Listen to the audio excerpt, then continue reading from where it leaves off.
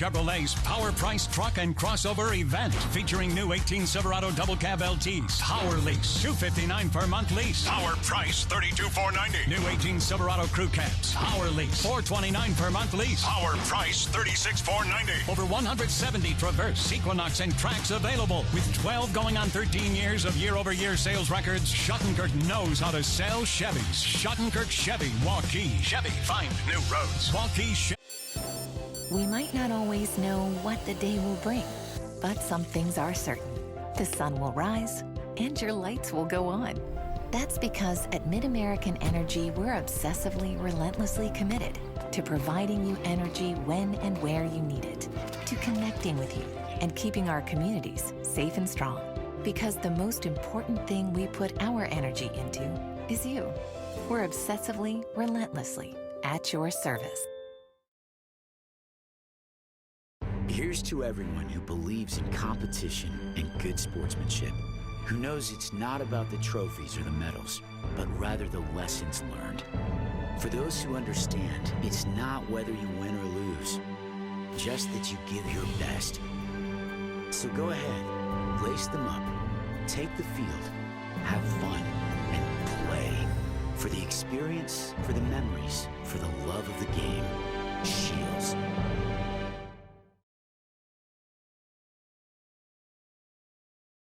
Building a strong community doesn't happen overnight.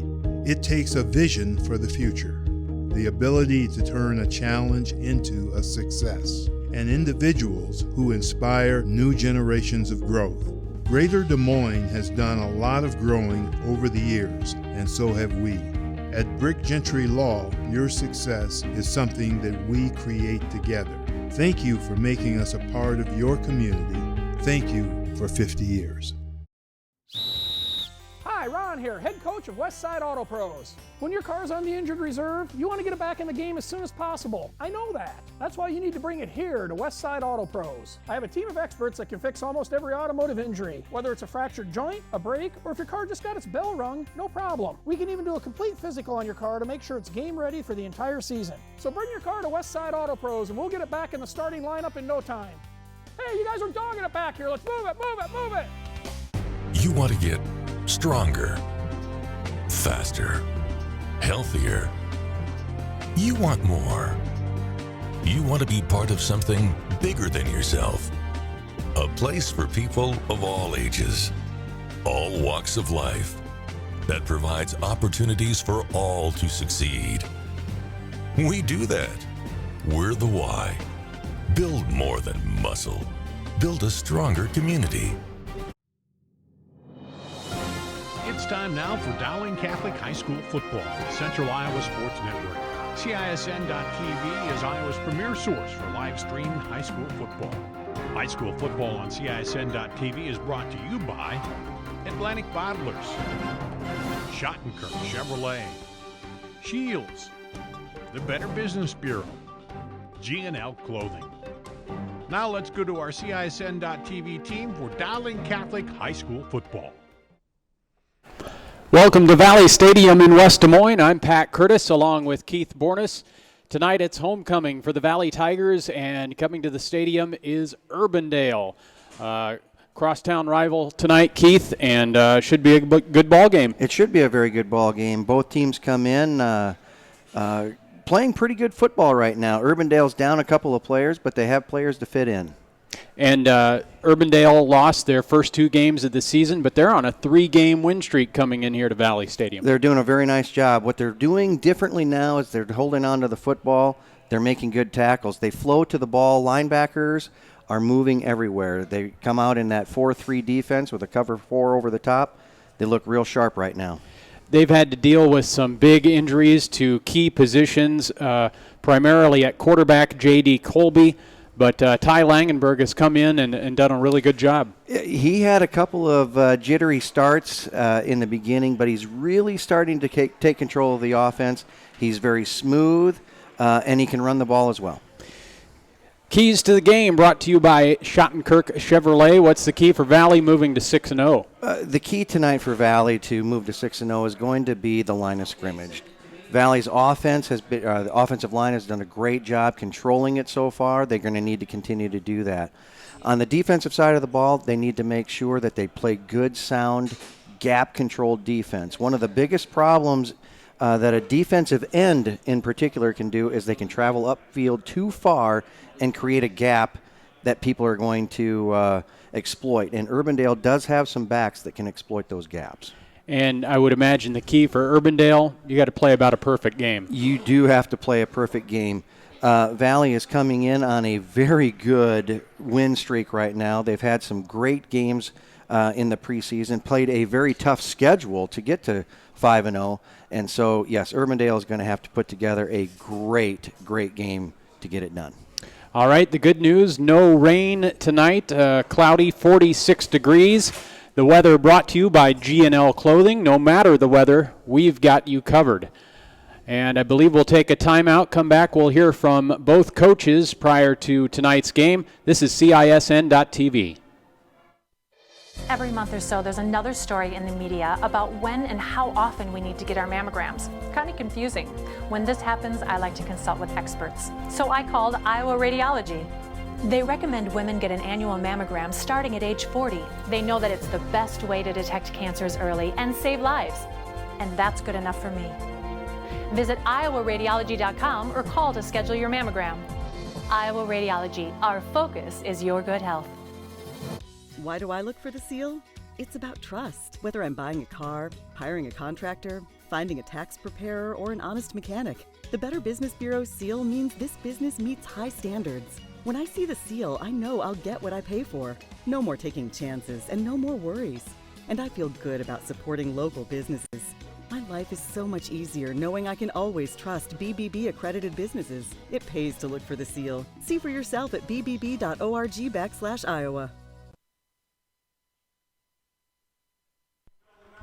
Welcome back to Valley Stadium. It's time to hear from the head coaches involved in tonight's game.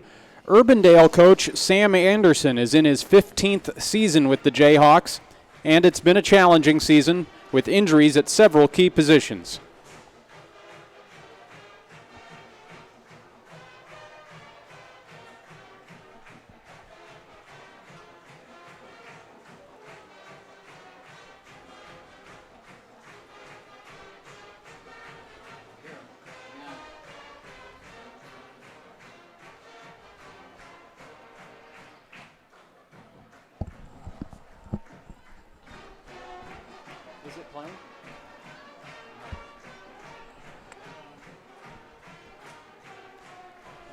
We'll try and cue up that interview with the coaches coming up here in just a bit. A little bit more on the weather brought to you by G&L Clothing. No matter the weather, we've got you covered. Again, cloudy, 46 degrees. Wind will not be a factor tonight, Keith. No, it certainly doesn't appear to be. The flag is hardly moving. I'd have to say it's a pretty beautiful homecoming eve. You know, football should be played in a little cooler weather. The overcast, well, nobody's looking at the sky anyway. Everything's under the lights. No rain in the forecast. It's just supposed to stay cloudy between 46, 42 degrees if we go a little later tonight. So that's the weather brought to you by G&L Clothing. No matter the weather, they've got you covered. Starting quarterback who started the season, high school, and J.D. Colby, and our starting running back Cole Secor. So those two are out right now, and we've got some other pending ones. It depends on how the week goes and how it progresses, and but we'll play with who we got. The Jayhawks season started with 2 lopsided losses to Johnston and Ankeny Centennial before 3 straight wins over Des Moines Lincoln, Linn-Mar, and Lincoln of Council Bluffs. I'm just really impressed with the way that the kids have stepped up and stepped into the game. You know, Ty Langenberg stepping in at quarterback. He's done a nice job for us. We've had a couple sophomores, Tucker Langenberg and Logan Hong have done a really good job of, again, stepping into the heat of the battle in 4A football and doing a good job for us. Coach Anderson and the Jayhawks face their tallest hurdle to date tonight with this game at number 1 ranked Valley. First of all, they're a well-coached team. You know, Coach Winston does a great job with his program. They've got, it starts with Lombardi at quarterback. Their tailback is lights out. They've got speed on the perimeter, good receiving core, great offensive line. And that's their offense. Defensively is where they've really been impressive.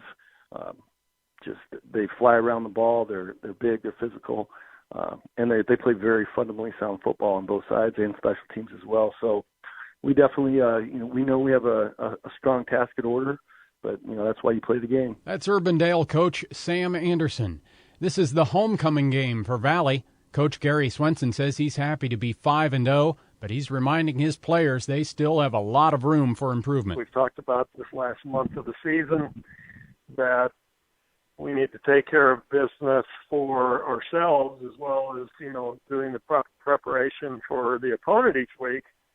Because ultimately we're going to, no matter how competitive our district is, we're going to be faced with turning around in those playoffs, and we're right back against teams like we had the first month where, we had, 4 very difficult games with, Dowling and Waukee and Southeast Polk and Cedar Rapids Kennedy. Those were all very good teams, which we were able to get through. So we want to stay sharp, and sometimes the best way to do that is to make your practices as competitive as you can, compete against each other, and then let Friday nights take care of themselves. Swenson says the ultimate goal is winning a state championship, but they're taking it one practice and one game at a time. Well, we talk every day about realistic expectations and what, as coaches, we're wanting to see from them. I don't think it's a situation where anybody is sitting around embellishing their own success. I think they understand the only way to beat good teams is to make progress on a daily basis throughout the season. And then when you get to the end of the year, which is what we're all playing for, you want to be playing at a high level. Now, sometimes the things you can't control are injuries and, do you have the same lineup in there available to you as a coach that you had in the first couple weeks? Well, that's not always the case. Well, then you have to develop some depth along the way and hope that you have players that can come in. If you have somebody injured, you have to hope you have players that can come in and still do the job. Swenson talks about the roadblock to moving to 6-0, Urbandale. They got off to a slow start, but they lost their first 2 games, but those were against very good football teams, and now they've run off 3 in a row, so they're sitting 3-2. They're a very capable team. Sam Anderson does a great job, him and his staff of coaching every year. We know that, so they'll be prepared. They're a much better football team than what we faced last Friday over in Council Bluffs with Thomas Jefferson. They just are. They're more talented. There's more roster depth there. I think it'll be a good football game. West Des Moines Valley coach Gary Swenson there in his 24th year with the Tigers. Pat Curtis and Keith Bornes here at Valley Stadium as we get ready for the kickoff between Urbandale and West Des Moines Valley. Keith, homecoming week for Valley. What have been some of the highlights this week? Well, it has been a great week here at Valley. It started Monday night right here at the stadium with a little powder puff action. And, Pat, there was an upset. There was an upset this year. The sophomores did beat the freshmen in the powder puff game, but the juniors, they won over the seniors this year. So that was Monday night. Tuesday night, Valley volleyball team hosted Marshalltown. They were able to win in 3 straight. Wednesday night, kind of a recovery night. And then Thursday night, last night we had the parade, a great parade. And freshmen played, sophomores played. There's a carnival in the parking lot. This afternoon we started the homecoming festivities today off with the homecoming pep rally, and it was a fantastic pep rally, as I haven't seen a bad one. That's terrific. Urbandale has marched onto the field in their blue and white uniforms. The Jayhawks entering Valley Stadium with a 3-2 record and riding a 3-game winning streak. And here come the Valley Tigers in their orange and black. The number 1 ranked team in Class 4A, a 6-0 record, and they're back at Valley Stadium for the first time in a few weeks, Keith. Yeah, it took a couple of trips here. A short trip to Waukee 2 weeks ago, and then it was a little longer trip over to Council Bluffs as they played Thomas Jefferson. And there'll be another week. They'll head right back over to Council Bluffs for Abraham Lincoln. Wow, a lot of traveling there. That Council Bluffs Jeff game 56-0. Valley with no trouble at all in that one. And you think in a score where it's 56-0 that the offense was just dynamite, but defensively Valley looked fantastic and set the offense up, gave them some short fields. The special teams were executed very well, and that's something that Coach Swenson and Coach Rebarger really want to see happen is let your defense set your offense up. Urbandale, their last game also against a team from Council Bluffs, beating Abraham Lincoln 49-6, their most lopsided win on this season. And the big win for Urbandale thus far was that game at Linmar, a really exciting one that came down to a field goal by Alex Economist, a 28-yard field goal, the only one he's made this year, and they came out of Linmar with a 17-16 win. Yeah, and it's a great victory to have. The problem is it was also a tough victory because that's where their starting quarterback got himself injured, and so we'll see how things continue on for the season with him. That's J.D. Colby, the senior quarterback, number 1. Bad knee injury, and junior Ty Langenberg has taken over the signal calling duties for the Jayhawks. And we're watching now at the 50-yard line, of course, the coin toss to see who will be taking the opening kickoff. Our officials tonight, the referee is Brad Bunting of Indianola, umpire Jay Leach from Pella, linesman Mike Hanna of Indianola, also from Indianola, line judge Dirk Laschansky, and back judge Anthony Meyer, who's from Ankeny. Pat, as I was looking out at the field there, I did see the honorary captain for tonight's homecoming game, that being Dave Cochran, a long-time Valley teacher or Valley coach. He stepped away from coaching this year, but I tell you what, he is an amazing man, and we all love seeing him out there. He's at every game still. He helps out with Coach Swenson and the staff as much as he can. So wonderful to see Coach Cochran out there at the 50. All right, and it looks like Valley will be kicking off, as you can see from our right to left. That's Cole Peterson, the terrific kicker for the Tigers. Just checking some of his stats today, 6 games into the season, 7 of 8 field goals. He had a long of 43 against Southeast Polk. He's made 18 of 19 point after touchdowns. He's done a great job, and he's battled a little injury himself. He did not do the kickoff responsibilities last week as he was working on just a little leg injury, and as a kicker, you kind of need that leg. Talking to Coach Swenson earlier a little bit about injuries, he kept a few people out of last week's game, and nothing serious. He's been pretty lucky, no season-ending injuries, just some bumps and bruises. Let those heal this week. And here we go from Valley Stadium, the Tigers and Jayhawks underway. And this will be returned and brought down at the 15-yard line by the Tigers. Tried to catch the return man back there, but the Jayhawks will start on offense. Again, the quarterback, Ty Langenberg. The star running back for Urbandale is Harrison Whaley, a junior.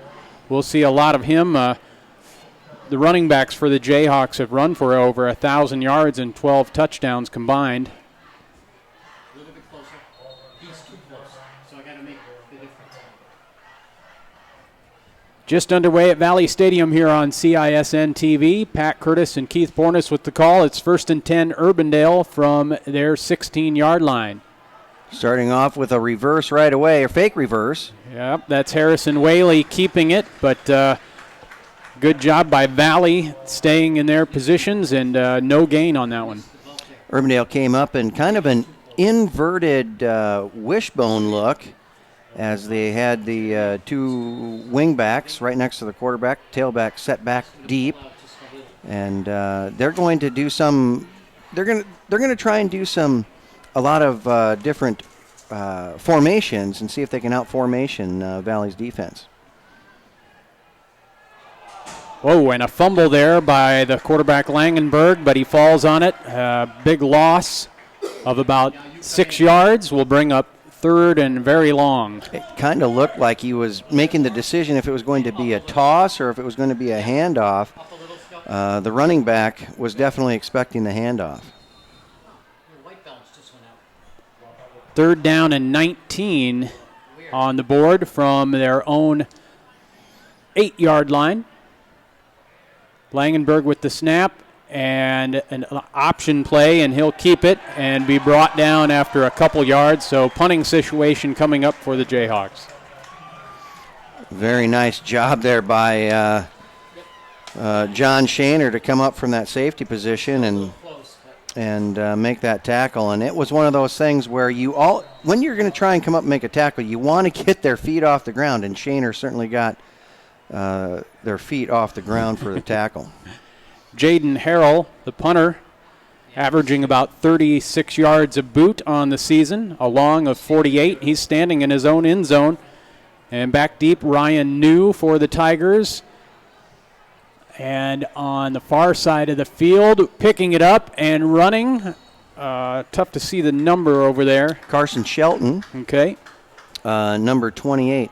And I'm going to tell you right now, I don't know that was a well-advised job. When the ball hits the ground, it's going to take a lot of crazy hops at times. And he actually did a fantastic job waiting for the candy hop, so to speak. Usually it's on the first hop, not the fourth hop like that. So the Tigers with excellent field position on their first possession there in Urbandale territory at the 46. And here's a handoff to Trey Fugate. Brought down for a loss. In on the tackle, Riley Longlet, the senior defensive tackle for the Jayhawks. It'll bring up second and about 11. Bo Lombardi, the quarterback for the Tigers. He's thrown for just under 800 yards this season through the first 6 games. A handoff to the near side of the field and pretty good 5-yard gain for Creighton Mitchell. Creighton Mitchell kind of took the bulk of the carries last week over at Thomas Jefferson. He did get the start tonight. He's got very good speed and he's got power. His legs are very thick as he can move his own weight and some other people's weight as well. Fugate and Mitchell, with the bulk of the carries this season combined, they've run for over 1,000 yards. Lombardi back to pass. He's got a man open and a first down across the 35 of Urbandale. Nice play there by J.J. Gass, number 13, as he came across the midfield or center of the field. And it was a high pass, but, sometimes receivers are going to make quarterbacks look even better than they are. First and 10, Tigers. Lombardi in the shotgun with Mitchell behind him. And Mitchell runs for about 4 or 5 yards.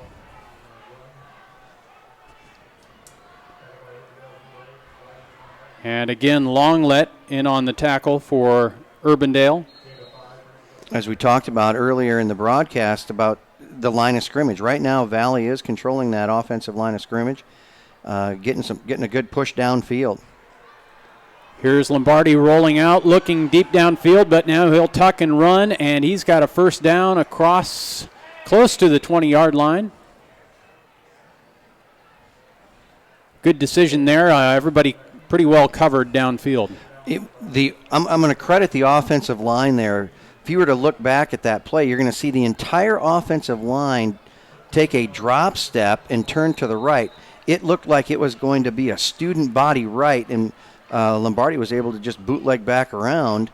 He didn't have his receivers open, but he was able to get a first down with his legs. Lombardi looking downfield. He's got the fullback, Nate Wilcoxon, for a big gain. And it'll be 1st and goal Tigers down at about the 6-yard line. Pat, it has been a lot of fun watching Nate Wilcoxon play at that fullback position this year. He's a good runner. He is. He's got some good power. But what he has really done remarkable things with this year is his receiving. Not only is he probably the number one receiver yardage-wise as from a fullback, but he's leading the team right now in yardage receiving. Wow. And here comes a run from Creighton Mitchell into the end zone. Touchdown, Tigers. It's 6-0 early in this one. And a nice opening drive for Valley.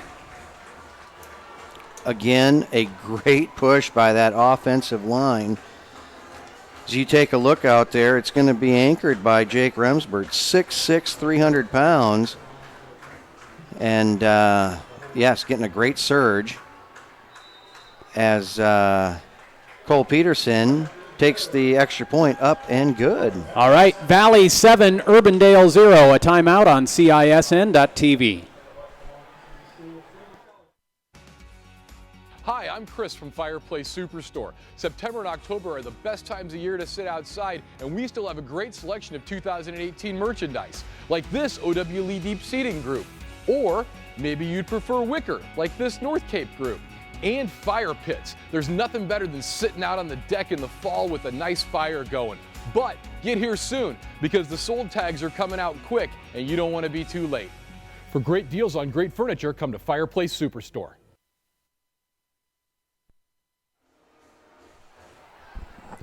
A 46-yard drive on their opening possession and a 6-yard dive for a touchdown by Creighton Mitchell. The point after good from Cole Peterson. And the Tigers have a 7-0 lead on Urbandale.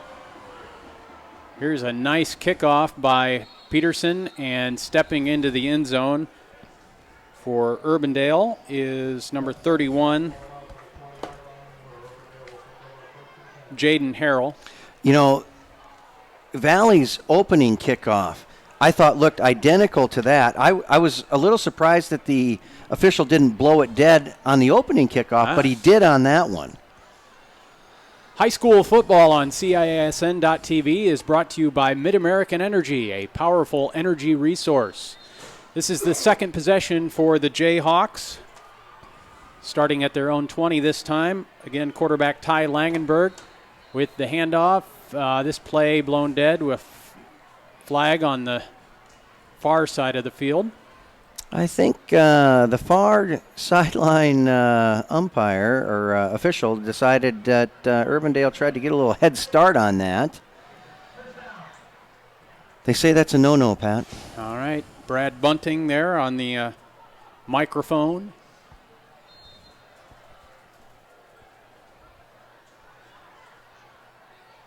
Harrison Wiley again lined up behind Langenberg.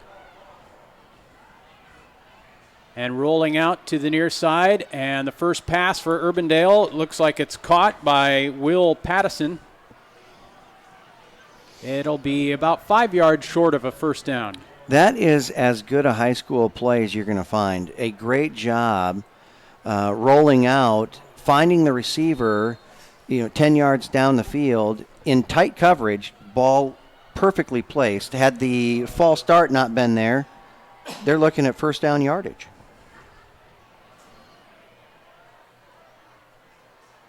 Here's a pitch out to Whaley. And, boy, he's got some speed. He's got the corner turned and knocked out of bounds at the 38-yard line. A big, about, 18-yard gain on that play. Harrison Whaley, the junior, showing he's got some speed. He did. He got that corner turned. But you got to give credit to Urbandale's offensive line. They were able to reach Valley's defensive end, and that's going to open things up, especially when you have when you're trying to do so many different formations, try to get Valley off balance. Here's a draw play, and about an 8-yard gain for the Jayhawks.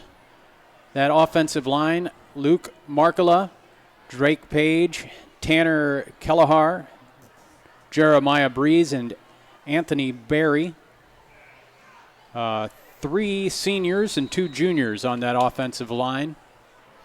Harrison Whaley a little slow to get up there. He took quite a pop on that tackle. Ooh, boy, that does not look good. He's limping off on the far side. And now he'll be helped off. So not a good thing right there for Urbandale. Harrison Whaley. Boy, Urbandale's just had an injury after injury. Yeah, you take a look at the 2 sidelines. Valley's numbers quite a bit larger than Urbandale's right now. When you start taking starters out of the game because of an injury, it doesn't necessarily bode well. So we certainly wish the best for him and speedy recovery. Alex Economus will take over at that tailback position, number 2, and he gets a carry up the middle. That was a 2nd down and 4, and he gets about maybe 2 yards, so it'll bring up 3rd down and short. 3rd down and 1 for Urbandale. They've got a nice drive going here. They certainly do. They have stayed ahead of the chains. You know, you get a decent playoff, get some yardage on 1st down. Then all of a sudden it's a shorter 2nd down. Now it's a short 3rd down. So those costly mistakes that you make early on that disrupt your drives. If I saw that right, it looked like a quarterback sneak, and Urbandale will pick up the 1st down. They needed 1. They got 1.5. If I do the math right, if I Roger Scott this, that is good enough for a 1st down. Getting closer to Valley territory at the Urbandale 47, 1st down and 10, Jayhawks. Again, without their running back, Harrison Whaley, who was helped off the field on this possession. Here's a pass, almost intercepted, intended for Will Pattison. Incomplete. Roy Jensen did a nice job on the coverage. He stepped in front of the pass and disrupted that. Roy Jensen, talk about homecoming. Roy Jensen and a few other guys from the football team came down to Indian Hills today, and they did a little High Five Friday with the students coming in. And the nice thing about it is it wasn't just Indian Hills they went to. All varsity athletes from across Valley went to the junior highs, the elementary schools, and got involved in those some of those classes and saw the younger students. That was a pretty amazing deal. Very cool. Here's an option, and keeping it is Ty Langenberg. He gets about 2 yards. This will bring up 3rd down and about 8. Oh, almost a cardinal mistake there, Pat, as the option comes. You got to stop the quarterback. Stop the ball right away. Force the pitch. There were people in position to take out the quarterback and also to cover the running back if the pitch was made. Nobody made that initial stop on the quarterback. Lucas Strain, a senior for the Jayhawks, bringing in this critical 3rd down play. 8 yards to go.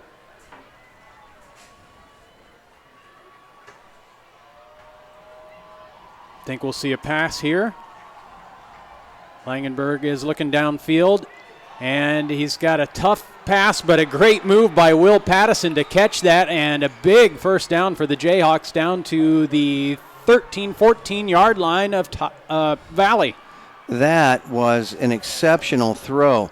A lot of people will look at that and say, well, he underthrew him. Yeah. Well, he underthrew him on purpose. It's a back shoulder catch. And Pattison did a great job coming back to the ball where he was led. Yeah, great adjustment by number 81, Will Pattison. And so here we go, Urbandale with a big-time threat here down at the Valley 14-yard line, 1st and 10. And the pitch to Economus. And a nice open field tackle there by Bracken Cobb. Bracken Cobb, little outside single there. He came in to make that tackle. A loss of 3. will bring up 2nd down and 14. This Valley defense, they've had about 21 tackles for loss through the first 6 games. They've also had 6 interceptions and 5 fumble recoveries. 2nd and 14, it's a draw play to Economists, trying to get back to the original line of scrimmage, but comes up short. It'll bring up 3rd down and 14. Pat, this is going to be an interesting game tonight because both teams have very good speed to the outside. So if you're going to try and run to the corner and you're going against a fast defense, usually there's not much gain there. So it's going to be kind of a chess match as to how the middle of the field is going to open up for your running backs to get through there. Langenberg on this 3rd and long goes to the end zone looking for Pattison. Was it caught? Yes. Touchdown, Jayhawks. An 18-yard pass from Langenberg to Pattison. And as you take a look at both guys, Nathan Williams is there to work on the coverage. They're both about the same height. It's 6'1" versus 6'3". Pattison with the 2-inch advantage, but it's close enough. It's going to be a battle all night. Here comes Economists with the point after attempt. It is good. We're tied at 7 with 2:28 to go in the first quarter on CISN.TV. Why do I look for the seal? It's about trust. Whether I'm buying a car, hiring a contractor, finding a tax preparer, or an honest mechanic, the Better Business Bureau seal means this business meets high standards. When I see the seal, I know I'll get what I pay for. No more taking chances and no more worries. And I feel good about supporting local businesses. My life is so much easier knowing I can always trust BBB accredited businesses. It pays to look for the seal. See for yourself at BBB. Miss your hometown clothing store? The one that had it all? Everything to get the work done, all in one place? G&L Clothing is your hometown Iowa store. Stop in and see us. Or we're only a click or phone call away. Family owned for nearly a century. G&L Clothing. 1801 Ingersoll, Des Moines. G&L Clothing. Your size, your style, we got it all. A very impressive 80-yard drive by Urbandale to tie this game at 7, Keith. Well, and some big plays. Yeah. But, you know, from a coaching standpoint, you look at them and you say, listen, it's not what just happened that's going to be the key. It's how are we going to respond to that? So I'll be very interested to see how Valley onside comes in kick on this. It did not go 10 yards. They're going to start ironing out, did it touch anybody? They said it goodness. did. Oh, now they're waving it off and going the other direction. Urbandale is celebrating, and they're running away to be able to see that he actually did make a call a little too soon. I think the officials are going to get together and make sure they get this one right, obviously, but it looks like... Nope, it is Valley's ball. Yeah, you know, and that's the problem. You have people on two... There's a guy on each sideline, but as they're looking in and that crowd gets tight, you're not 100% sure who it touches or not. So for him to make that call and then jump back and say, no, he did not touch them, I just made the wrong call, you got to give him a lot of credit for doing that as the official there. Wow, almost a huge play for Urbandale early in this game. But Valley, again, with great field position, and Creighton Mitchell on the first down carry, about 3-4 yards. High school football on CISN TV is brought to you by Godfather's Pizza, the official pizza of CISN TV. Also Shields, discover your passion. We're tied at 7, 2 minutes to go in the first quarter. Valley with their second possession of the game. And both of their first two possessions starting in Urbandale territory. It'll be 3rd down and 3 after that carry by Creighton, Creighton Mitchell, I think, carried that one. Yeah. You know, and Creighton Mitchell has done a very nice job so far. He's not stretching plays out just to stretch them out. If there's a gap, he does a great job planting that outside foot and getting himself turned up infield and hitting those gaps. There are holes being there. Sometimes they just don't look that big. Bo Lombardi has an opening for a 1st down, and there's a flag on the field. This might be holding, but we'll wait and see.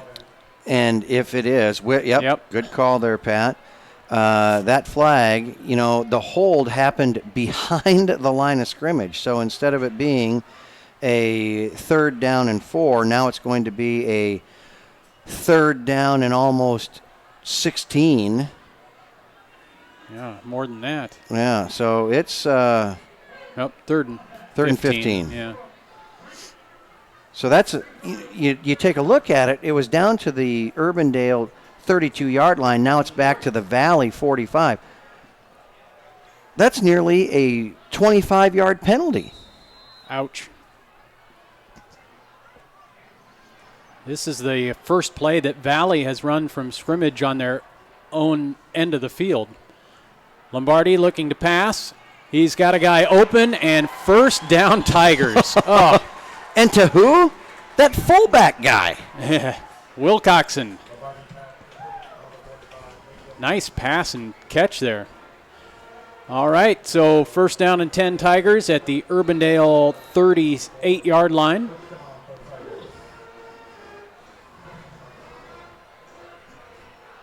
You know, it's a perfect time to give a quick shout-out, Pat. How about that class of 1963, 55 years ago, homecoming night? Here we are. All right. The handoff to Mitchell. And I think forward progress will get him back to the line of scrimmage. Some of that class here tonight? Well, you know, I know one guy is. Okay. I'm going to tell you right now, Uncle Fred's in town. That Fred Grant. But, you know, everybody's got an Uncle Fred. Most people are embarrassed to talk about him, but not me. He's on my wife's side. Last play of the first quarter is a handoff to Mitchell. He's wrapped up with another nice tackle by Riley Longlet for Urbandale. And that's the end of our the first quarter. We're tied at 7 on CISN.TV.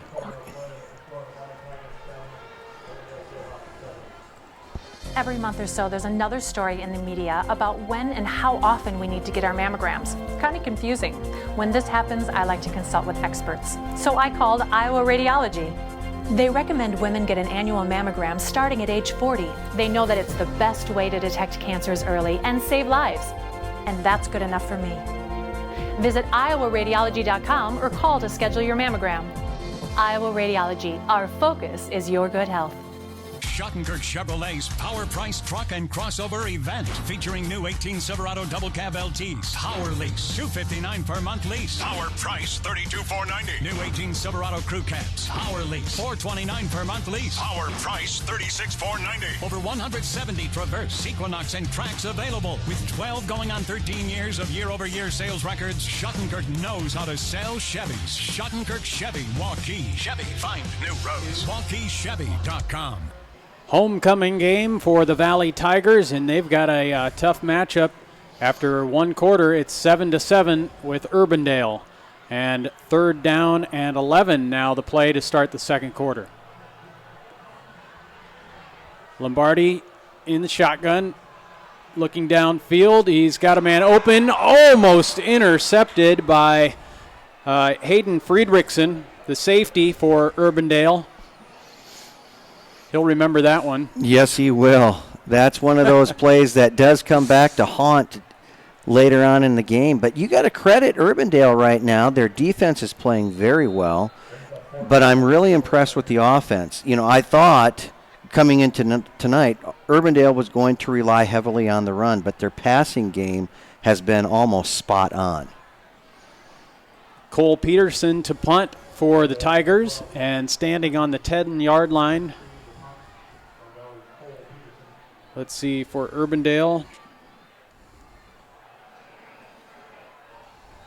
Oh, that will go over the head of the Urbandale player. That was Lucas Strain back there deep. So the Jayhawks will take over 1st and 10 on their own 20.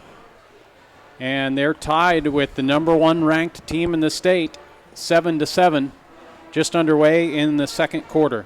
And with the drive they put together last time, I don't know that it matters where the starting position is if they can continue that momentum down the field. And as the offense comes back out here, we do not see Harrison Whaley, the star running back for the Jayhawks. Again, he was helped off the field during that last position. Alex Economist has moved into that tailback position. He's normally out there as a wide receiver. But after Whaley limped off the field, the Jayhawks marched down and scored a touchdown. Here's Economist with the carry, and not much room to run with C.J. Stillman and Jacob McCudden in the middle of that tackle for the Tigers. And that is a lot of weight to move. Yeah, we'll call that some big boys in there. McCudden, 280 pounds. As we move down, let me find Stillman here. If I don't find him fast, we're just going to call him big. And here's another nice pass play. Langenberg finding his receiver. Lucas Strain again with a big pickup for the Jayhawks on the far side of the field. That was about a 15-yard play.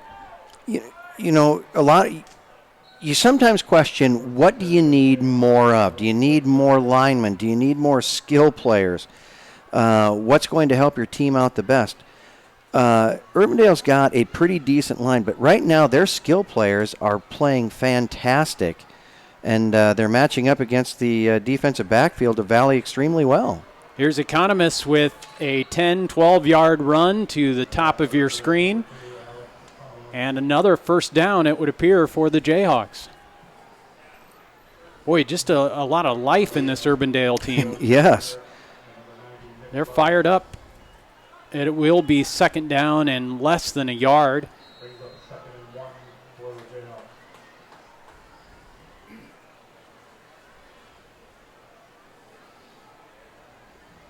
Looks like Economist is again the tailback with Langenberg coming up under center now, and he'll go for the quarterback sneak for the second time tonight and get a first down. Nice job. Great push there by the offensive line. But, you know, one of the rule changes is anymore you can actually assist the runner. So when they run that invert offense with the 3 running backs looking like an inverted wishbone, those guys can just get behind and push the ball carrier forward.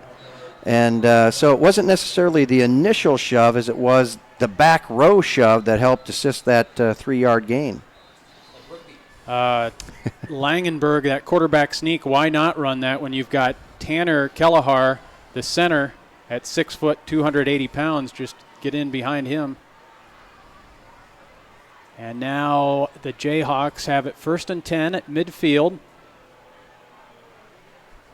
Again, their last possession, they drove 80 yards for the tying score.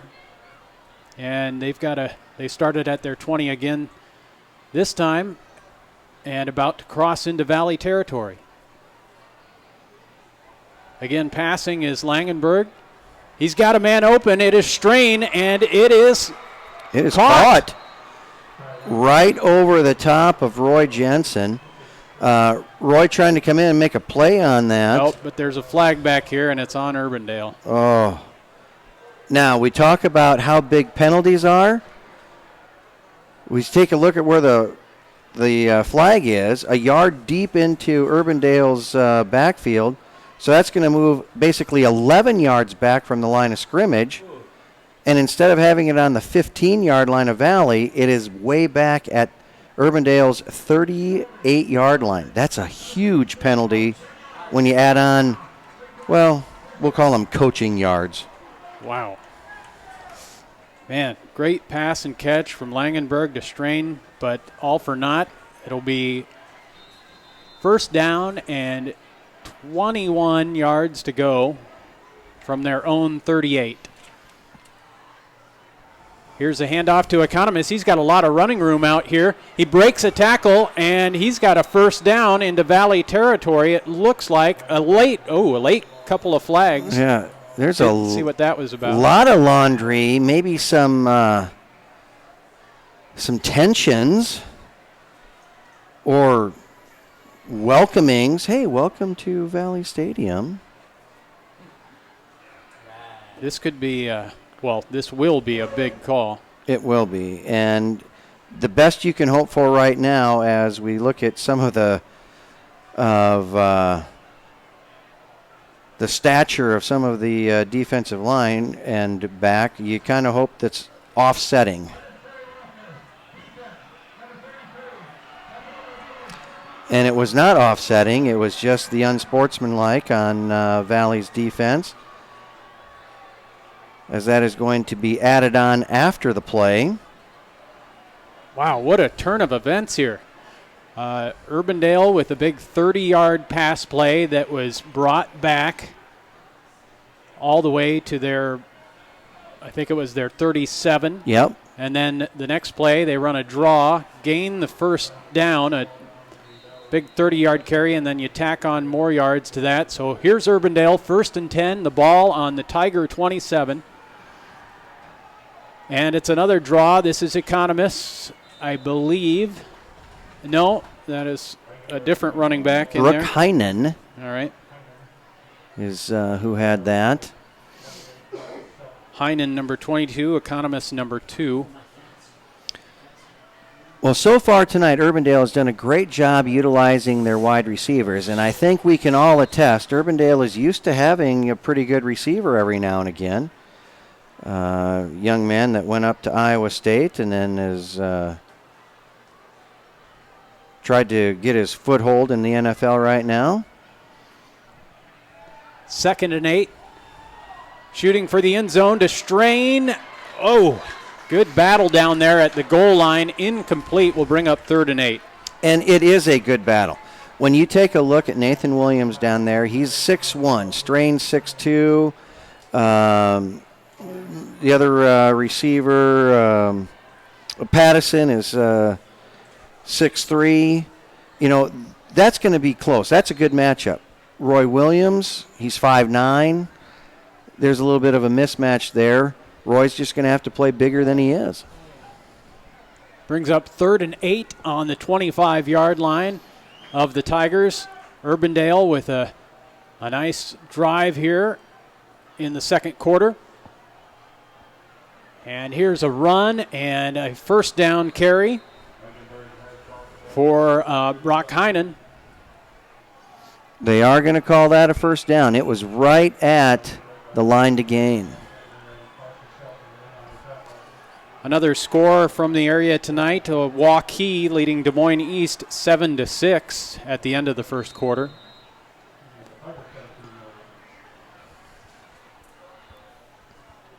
Urbandale with first down and 10 at the 17-yard line of Valley. Again, this drive started at the 20. Urbandale with the ball on their own 20, so they've driven all the way down here.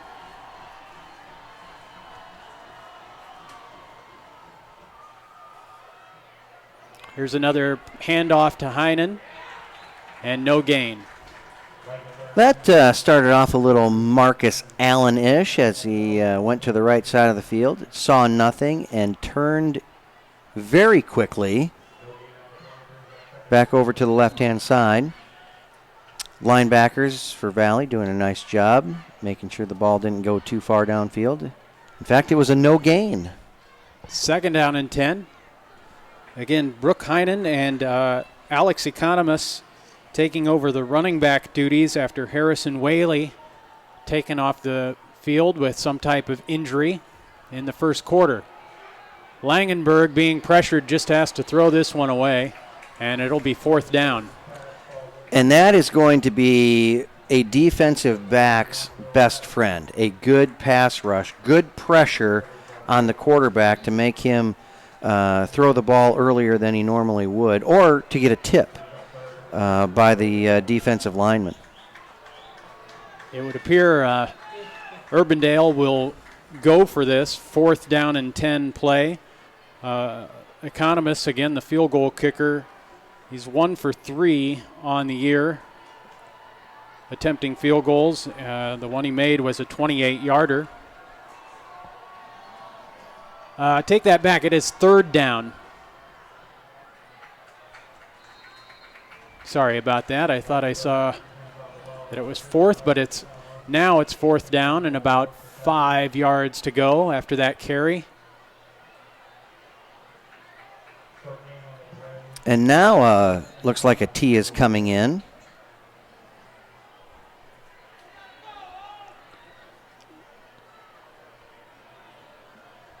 Setting up for a 29-yard field goal attempt.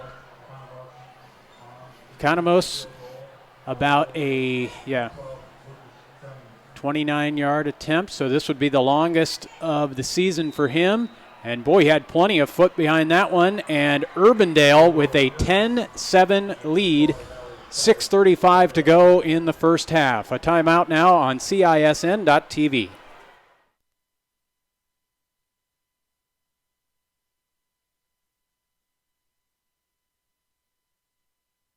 There's no doubt about it. Saving feels great.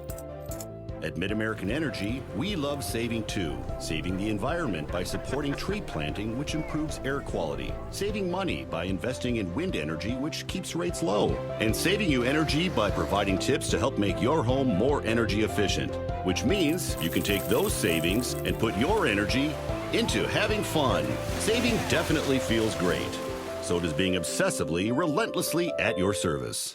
Schottenkirk Chevrolet's Power Price Truck and Crossover event featuring new 18 Silverado Double Cab LTs. Power lease, $259 per month lease. Power price, $32,490. New 18 Silverado Crew Cabs. Power lease, $429 per month lease. Power price, $36,490. Over 170 Traverse, Equinox, and Trax available. With 12 going on 13 years of year-over-year sales records, Schottenkirk knows how to sell Chevys. Schottenkirk Chevy, Waukee. Chevy, find new roads. WaukeeChevy.com. A 29-yard field goal from Alex Economos gives Urbandale a 10-7 lead here in the second quarter at Valley. This will be returned for the Tigers at the 10-yard line out to the 20 and brought down there.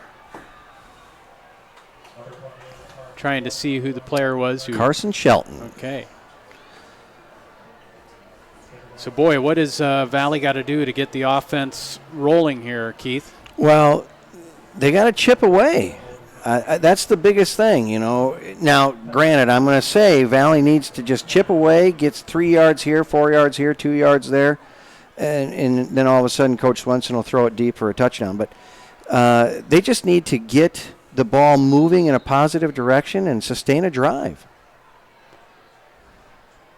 This is Bo Lombardi handing off to Fugate. He's got a big hole, but tackled there by Hayden Friedrichsen.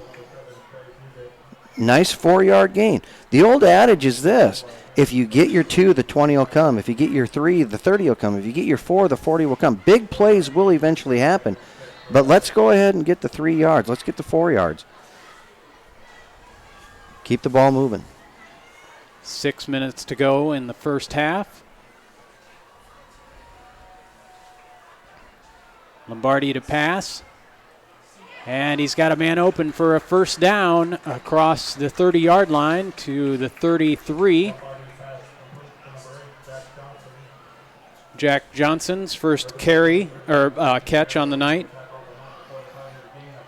Jack Johnson has really had a great season so far this year. A very memorable catch in the south end zone way back in the corner early on in the season.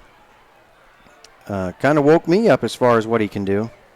Here's another pass play and a great catch and knocked out of bounds at the 40-yard line after an 8-yard pickup. Ryan New Great to see Ryan New back in. He's one of the guys that Coach Swenson held out last week. He went up for a great pass catch against Waukee a couple weeks ago. Came down a little bit hard, but back and ready to go.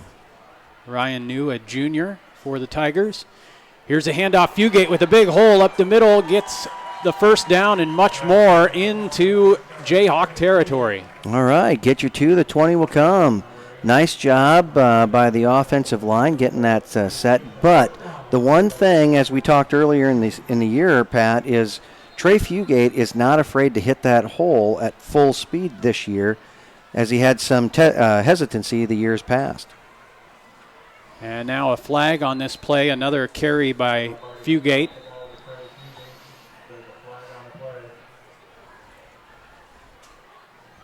And we'll hear from Brad Bunting here on the what this is all about. Sideline warning against Valley. So no penalty per se as far as loss of yards, but a warning to Coach Swenson and the Tiger gang to, hey, back off the sideline just a little bit. Make sure the officials have space to move up and down. Huh. You don't see that call too often. You don't, but it can sometimes happen if the players and coaches get too close to the playing field. It can also happen if there's too much volume coming from a sideline. Wow, big tackle for a loss there by the Jayhawks on the 2nd down and 10 carry. So Valley behind the chains right now, 3rd and 11. From the 20 to here has been a nice, sustained drive, not trying to bite off more than you can handle, playing in front of the defensive backs who are already 10 yards back to start with. Looked like Sam Petrillo was the main guy in on that tackle for Urbandale. Here's a one-handed catch on the far side of the field by Fugate, but great coverage there by Urbandale will bring up 4th down and long. That really was a great catch. Yeah. Let's see, what are they going to do with 4 minutes to go here? They're going to punt. Well, as Cole Peterson comes in to take the punt, Josh Waymeyer and company stepped in behind us here in the booth. Think they're getting ready for a little bit of a show here at halftime. The Valley Marchmasters looking good again this year, so we appreciate everything that Waymeyer and company have done and are doing. This will back up the Tigers a little bit with just 5 yards. Not a bad call. The last time Valley punted here, it rolled into the end zone. This will give a little more space if Cole should happen to get a hold of it. Back deep for the Jayhawks to accept this punt is Lucas Strain. But first, a timeout. Let's take a quick timeout here on CISN.TV. Building a strong community doesn't happen overnight. It takes a vision for the future, the ability to turn a challenge into a success, and individuals who inspire new generations of growth. Greater Des Moines has done a lot of growing over the years, and so have we. At Brick Gentry Law, your success is something that we create together. Thank you for making us a part of your community. Thank you for 50 years. It's getting late in the first half. Urbandale leading Valley 10-7 on the Tiger homecoming night. It's getting a little darker out there. Can't hardly see the school up in the background. I think that's exactly what the Marchmasters want tonight. Little house of shadows. Oh, that's going to be a halftime show. That's coming up here in just about 4 minutes. Actually, 3:40 left to go in the first quarter. Again, Strain back deep for the Jayhawks to accept this punt from Peterson. A good high kick and a fair catch called for. He'll let it go over his head and a good Tiger bounce down to the 11-yard line. Oh, Pat, it's time to talk about the 3 rules to the kicking game. As they came up to make that fair catch, They were on the 25-yard line. If they make the catch, it's their ball at the 25-yard line. There are 3 rules to the kicking game. Number 1, don't be offsides. Number 2, never, ever rough the kicker or the holder. And number 3, don't let the ball hit the ground. On average, it's a 15-yard loss. Urbandale lost 10 on that one. But the Jayhawks have the ball at their own 11, 1st and 10, and they lead 10-7. Again, Ty Langenberg. Here's a handoff. I think Economist will carry for about 5 yards. And that's something else that Urbandale is doing very well right now. They're hiding the ball well. You're not 100% sure which running back or if the quarterback is going to end up with it. They're hitting the holes well. They've run the option well. They've run the sweep well. They've thrown the ball well. So sometimes it's a guessing game. Urbandale has done everything they've needed to do so far. Just quick correction. That was Brooke Heinen on the carrier for about 4 yards. And now Langenberg back to pass. He's going deep. Intercepted by the Tigers at the 42-yard line. And that is Drew Urach. And rest assured, I wasn't sure if the adjustment was going to start coming right now or if they were going to have to talk at halftime. But Coach Rebarger, I'm sure, gave everybody an earful about, listen, your defensive backs, even though, yes, we want to stop the run, you can't get beat deep. And the safeties gave ground. It ended up actually being double coverage out there as Urach came away with the interception. So that's our first big turnover of the game. That is the first turnover, right? I believe it is. Yeah. And so Valley will have it now in Urbandale territory at the 42. This is Creighton Mitchell, I believe, on the first down carry for about 5 yards. You take a look at Nikki Train there, number 85, did a nice job leading the block downfield. But what I like most about this, the clock is running. Valley is moving the ball down the field very smoothly.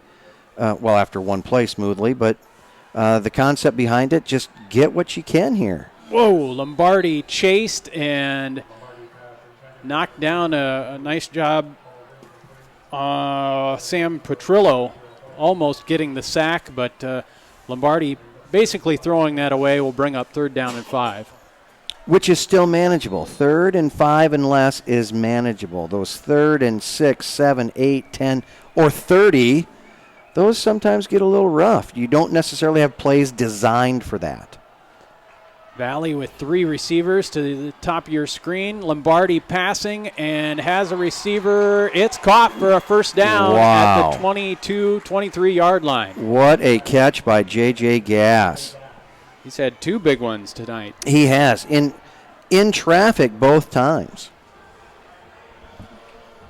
So but, now, you know, and this is also sometimes happening because that underneath is going to open up a little bit as Urbandale's safeties start to play back a little bit. Don't give up the big play. Keep it all in front of you. plenty of time for Valley here. Under 2 minutes now to go in the first half. Here's Creighton Mitchell with a carry. And also the Tigers have 3 timeouts to work with. About a 3-4 yard pickup. A nice surge by both lines. The problem is both teams are playing high. Neither one has taken the low position to try and gain that advantage yet. Back to pass, Lombardi. He's got a receiver just overshot, but good defense there by the Jayhawks. This will be 3rd down and 5 or 6 yards to go. That ball was humming. Yeah. As it went through the Urbandale hill, it almost hit the fence. And for those of you not seeing the fence, it's a good 30 yards up the hill. Yeah. All right, minute 13 to go, 3rd and 6, big play for Lombardi. He's got his man on the far side of the field for a first down. I believe that's Ryan New. Jack Johnson over there. Johnson again. You know, you got to love those numbers, the 2, the 6, the 8, the 9, the 5. They all look the same from this distance. So first down and 10, and at the 11-yard line of Urbandale. Overshot New on that pass play. Will bring up 2nd and 10. Under a minute to go now in the first half. A very short field now for Valley. It started a short field at, what was it, the 45-yard line? That's right. And now down to the 12. Valley's made up some good ground here, but they've done it very consistently, methodical. Valley trying to cash in on that Drew Urich interception. And we've got a timeout. It's 10-7 Urbandale, under a minute to go in the first quarter on CISN TV.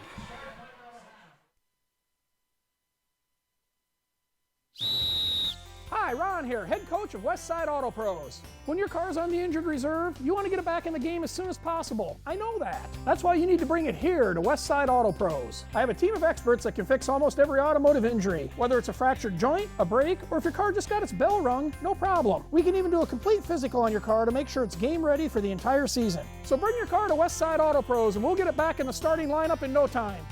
Hey, you guys are dogging it back here. Let's move it, move it, move it. After that Valley timeout, it'll be 2nd down and 10 at the Urbandale 11-yard line. 58 seconds left in the first half. Again, Valley taking the early lead. Their first possession, they drove 46 yards. Creighton Mitchell with a 6-yard touchdown run, but Urbandale came back to score the next 10 points. Lombardi with the keeper. He's down close to a first down, but across the 5 to the 4-yard line. The clock moving. It'll be 3rd down and about 2. Wilcoxon coming into the game at fullback. Fugate is the tailback. 30 seconds to go. Fugate with the carry, and he will be tackled. It'll bring up 4th down. And Gary's going to call a quick timeout there. All right, let's talk about what Valley will do here. It's 4th and 1. Do you just kick the field goal with 25 seconds left, or go for it? You've got a timeout left. Well, you're kind of in that situation. If you go back 2 weeks ago, Waukee, similar situation. Valley is moving the ball down the field. They get to the inside the 20. They start to sputter out a little bit. Coach Winston takes the 3 points. He did that 3 times for 9 of their points. If he goes for it and he misses that, any one of those, the outcome of the game changes. So you're under 25 seconds to go.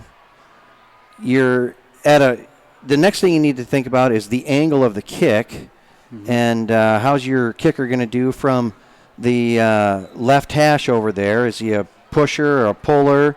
Can he go straight down the middle?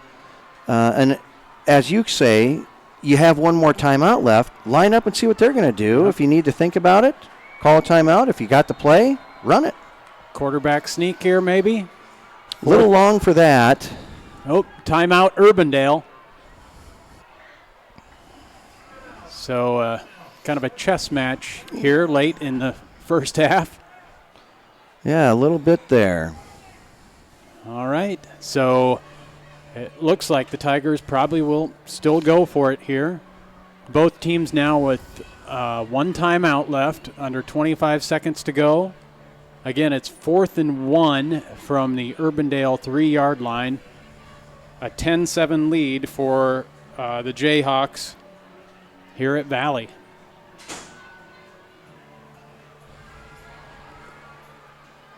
Creighton Mitchell with a 6-yard touchdown run in the first quarter. That put Valley on the scoreboard 7-0. And then it was Langenberg to Pattison on a 18-yard touchdown pass for Urbandale. An 80-yard drive capped off by that 18-yard pass play. And then Alex Economist with a 29-yard field goal for Urbandale And that's where we stand, 10-7. Valley coming up here in a double tight formation. Different formation than they came up with last time. Lombardi under center. He will hand it off to Mitchell, and it's a touchdown for the Tigers. I'd have to say that is 1963 football, baby. Oh, that's Fugate with the touchdown. Yeah, 1963. Line it up, run it up the middle. A 4-yard touchdown run for Trey Fugate gives Valley the lead with 20 seconds to go in the first half. So that interception by Drew Urich, the Tigers take advantage of that turnover. And the point after is good. 14-10, Valley with the lead. We'll take a quick timeout on CISN TV.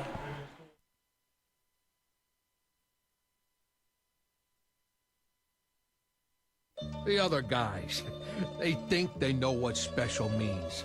At Godfather's Pizza, we do special, and we do it better. We add the T. There's a Godfather specialty pizza with your name on it. Classic combo, all meat combo, hot stuff, taco, yeah, even veggie and more. All of them piled high with the best toppings and 100% real cheese. Treat yourself special. Order specialty pizzas from Godfather's Pizza. Valley driving 45 yards after that Drew Urich interception. And on a 4th and 1 play from the Urbandale 4-yard line, Trey Fugate gets into the end zone. Point after good. It's Valley 14, Urbandale 10. And the Jayhawks will get a chance to return this kickoff and some room to run on the near side. And the kicker, Colt Peterson, has to knock the Urbandale returner out of bounds. Pat, you remember back to the very first play from scrimmage by Urbandale? It was kind of a fake reverse. Oh, yeah. With 12.6 to go. I'm not so sure that you don't dial up something out of the trickery book. Sam Anderson, no stranger to the game and how it can be played. Sometimes you take a knee. Sometimes you draw something up in the dirt. We'll see what happens. Langenberg in shotgun position. We'll just hand it off to Economist, who runs to the far side of the field, and he'll be knocked out of bounds with 6 seconds left in the first half. No gain. That is as good a defensive play as you're going to find by an outside linebacker, by a defensive end. Bracken Cobb did a great job stopping and steering that lead blocker, and he kept his outside arm free, his outside hand free, and he just stretched the play out to the sideline. Now Urbandale will obviously take a knee here, and we'll go in at halftime with a trailing by 4 points to the number 1 ranked team in the state. It's Valley 14, Urbandale 10 at halftime here at Valley Stadium. A timeout on CISN.TV. Schottenkirk Chevrolet's Power Price Truck and Crossover event featuring new 18 Silverado Double Cab LTs. Power lease, $259 per month lease. Power price, $32,490. New 18 Silverado Crew Cabs. Power lease, $429 per month lease. Power price, $36,490. Over 170 Traverse, Equinox, and Trax available. With 12 going on 13 years of year-over-year sales records, Schottenkirk knows how to sell Chevys. Schottenkirk Chevy, Waukee. Chevy, find new roads. Waukee Chevy. We might not always know what the day will bring, but some things are certain. The sun will rise and your lights will go on. That's because at MidAmerican Energy, we're obsessively, relentlessly committed to providing you energy when and where you need it, to connecting with you and keeping our communities safe and strong. Because the most important thing we put our energy into is you. We're obsessively, relentlessly at your service. Here's to everyone who believes in competition and good sportsmanship, who knows it's not about the trophies or the medals, but rather the lessons learned. For those who understand, it's not whether you win or lose. just that you give your best. So go ahead, lace them up, take the field, have fun, and play. For the experience, for the memories, for the love of the game. Shields. Building a strong community doesn't happen overnight.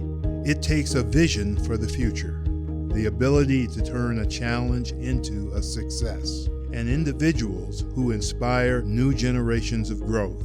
Greater Des Moines has done a lot of growing over the years, and so have we.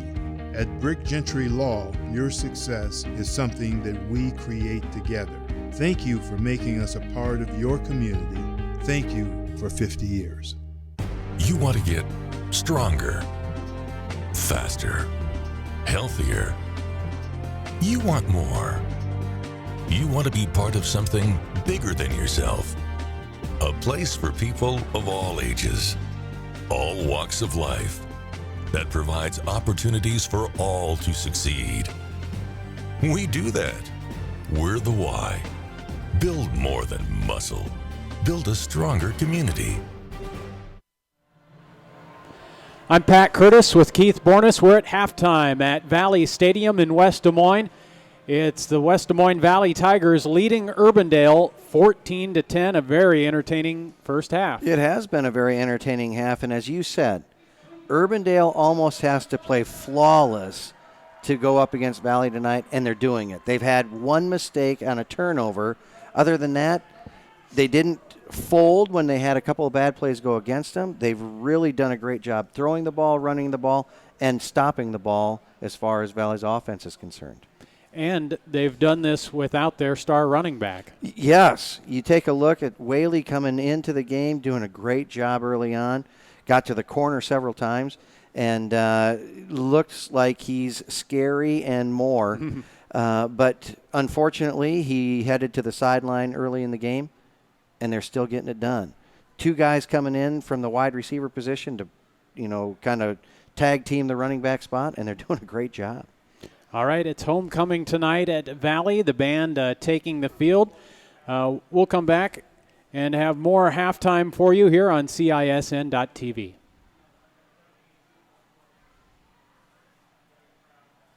You want to get stronger, faster, healthier. You want more. You want to be part of something bigger than yourself. A place for people of all ages, all walks of life, that provides opportunities for all to succeed. We do that.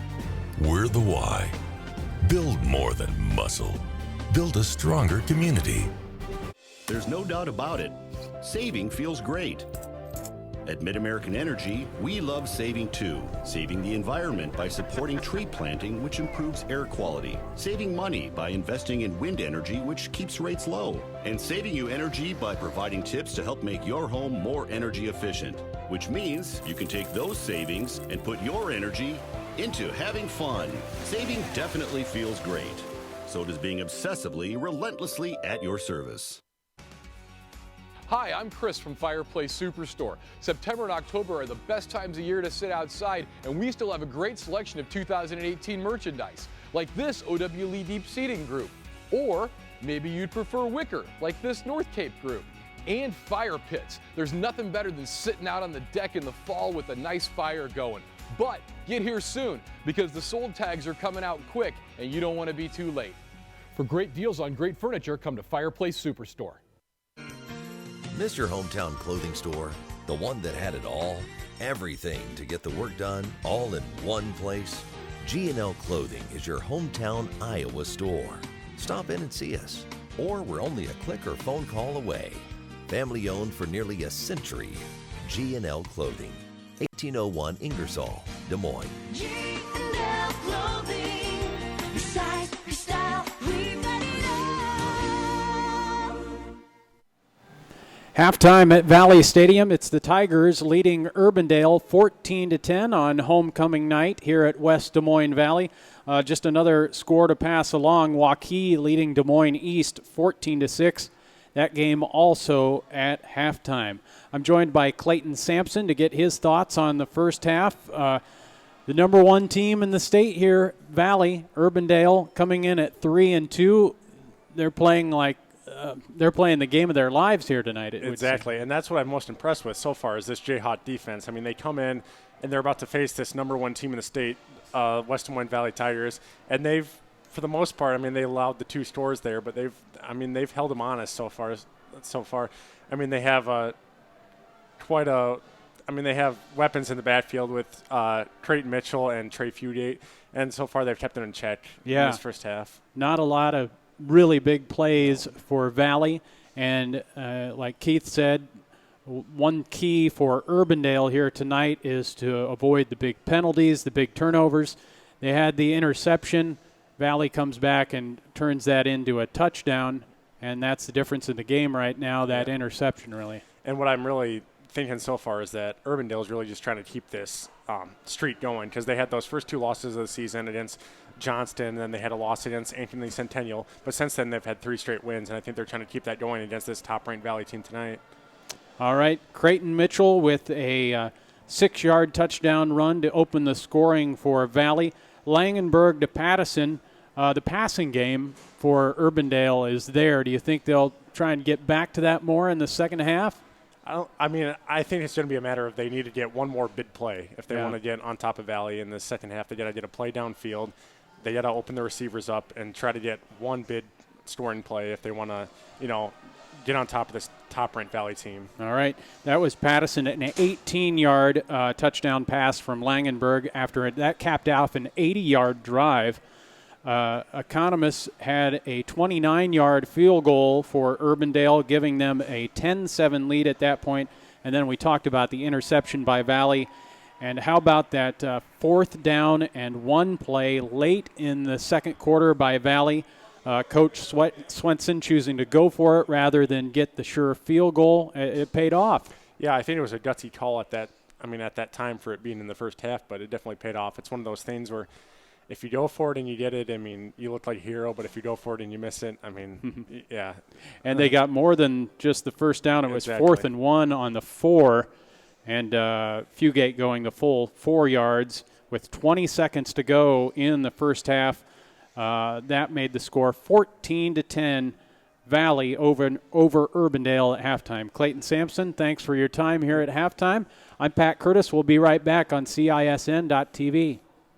Schottenkirk Chevrolet September Closeout, featuring up to 25% off select new 18 Silverado Crew Cab LTs, new 18 Trax LT, $179 per month through the end of the month in Waukee. Get up to $10,000 off select new 18 Suburban and Tahoes, new 2019 Equinox LT, $199 per month. With 12 going on 13 years of year-over-year sales records, Schottenkirk knows how to sell Chevys. The September Closeout, Schottenkirk Chevy Waukee. Chevy, find new roads. WaukeeChevy.com.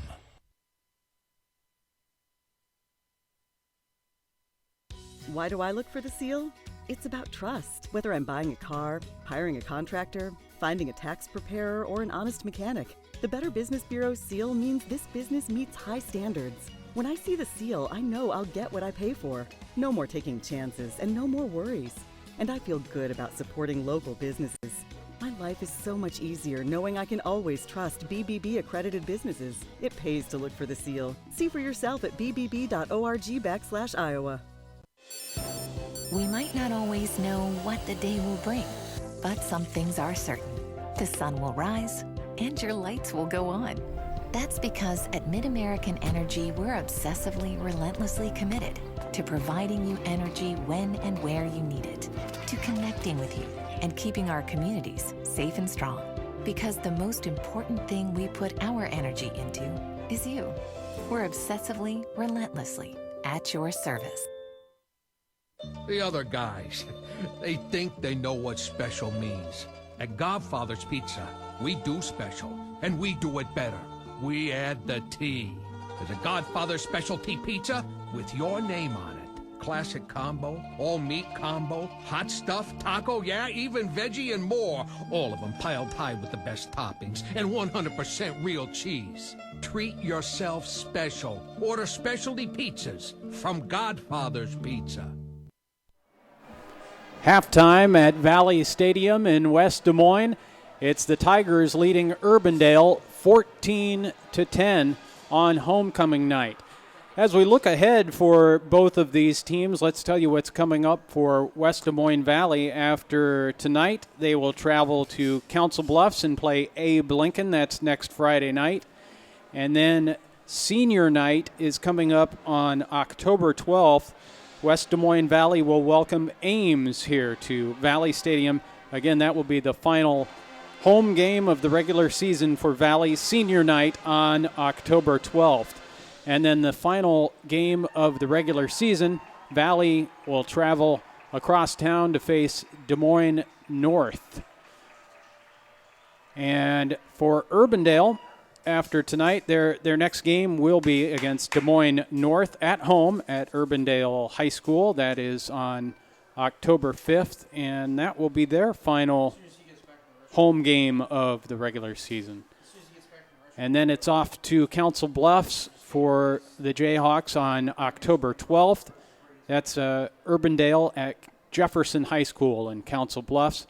And then the final game of the regular season for Urbandale at Ames on October 19th. Again, we're at halftime at Valley Stadium. It is the Valley Tigers 14, Urbandale 10. A reminder, high school football on CISN TV is brought to you by Mid-American Energy, a powerful energy resource. G&L Clothing. No matter the weather, we've got you covered. Godfather's Pizza, the official pizza of CISN TV. And Shields, discover your passion. Thanks so much for watching. We'll take another timeout here on CISN.TV.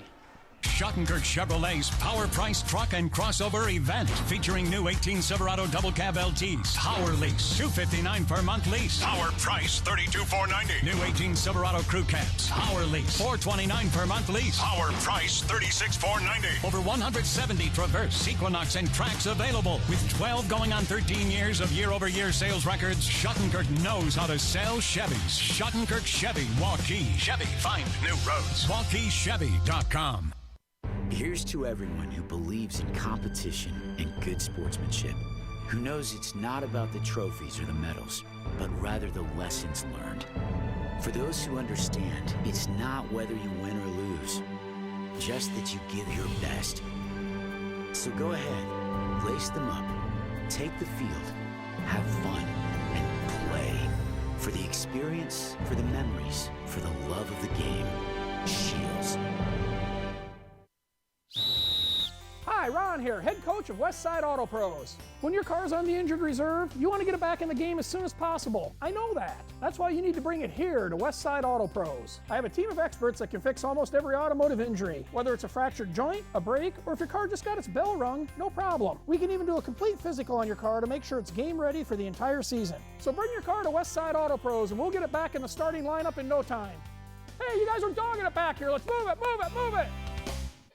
Every month or so, there's another story in the media about when and how often we need to get our mammograms. Kind of confusing. When this happens, I like to consult with experts. So I called Iowa Radiology. They recommend women get an annual mammogram starting at age 40. They know that it's the best way to detect cancers early and save lives. And that's good enough for me. Visit iowaradiology.com or call to schedule your mammogram. Iowa Radiology, our focus is your good health. We might not always know what the day will bring, but some things are certain. The sun will rise and your lights will go on. That's because at Mid-American Energy, we're obsessively, relentlessly committed to providing you energy when and where you need it, to connecting with you and keeping our communities safe and strong. Because the most important thing we put our energy into is you. We're obsessively, relentlessly at your service. You want to get stronger, faster, healthier. You want more. You want to be part of something bigger than yourself. A place for people of all ages, all walks of life, that provides opportunities for all to succeed. We do that. We're the why. Build more than muscle. Build a stronger community.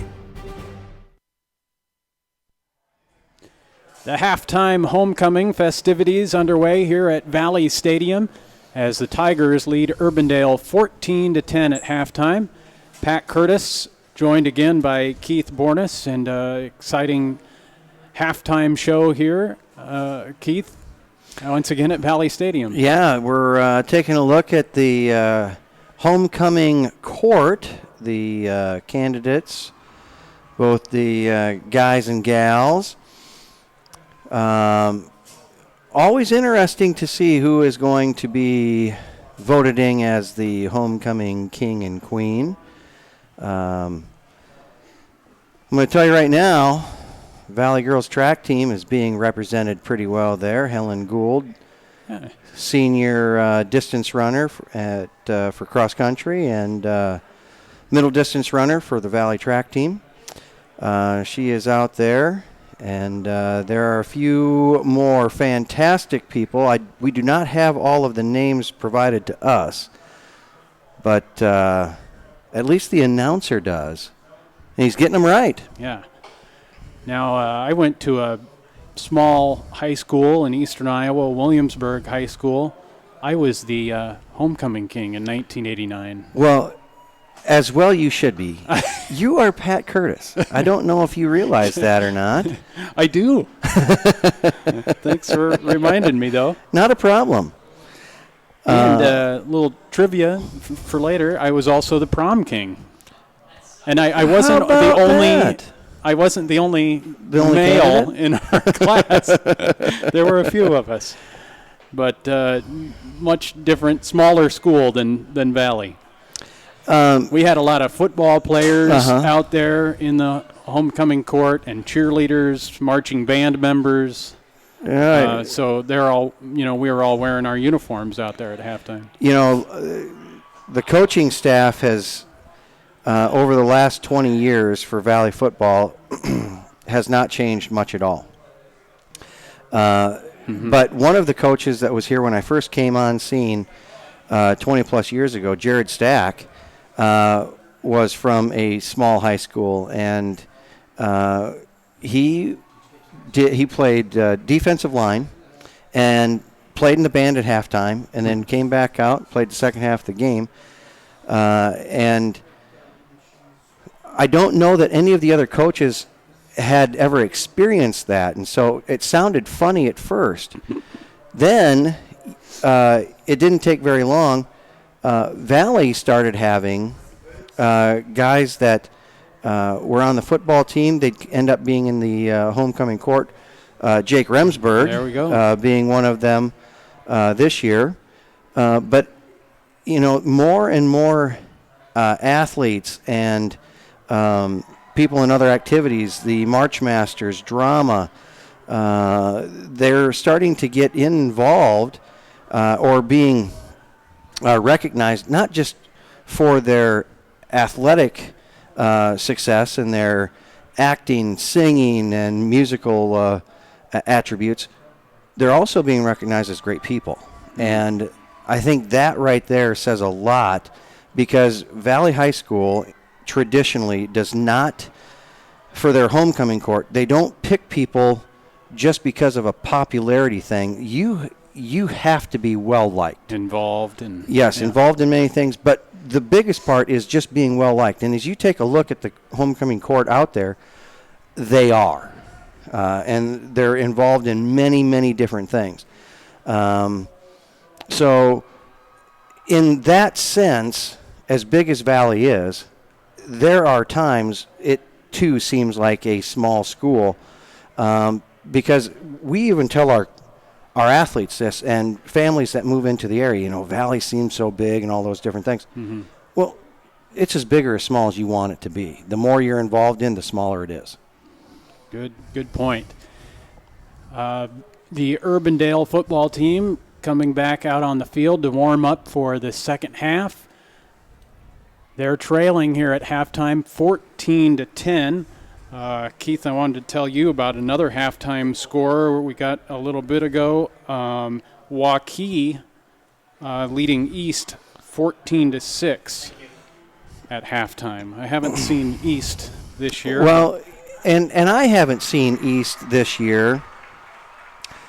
But I know that, teams like Valley and Waukee they're going to be in a situation where they fare very well against a bigger offensive line just because they have good defensive speed. When you play a team like, Urbandale tonight, they have very fast, skilled players. They have a fast offensive and defensive line. Des Moines East is going to be in that same boat. They're going to have very good athletic skill players, and they're going to have good overall team speed. And sometimes that's more of a disruption.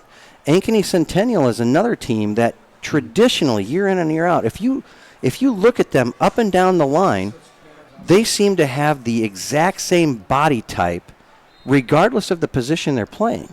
And so when you go against teams like that, it disrupts so many things because it throws your timing off based on what you've played against and what you go against in practice.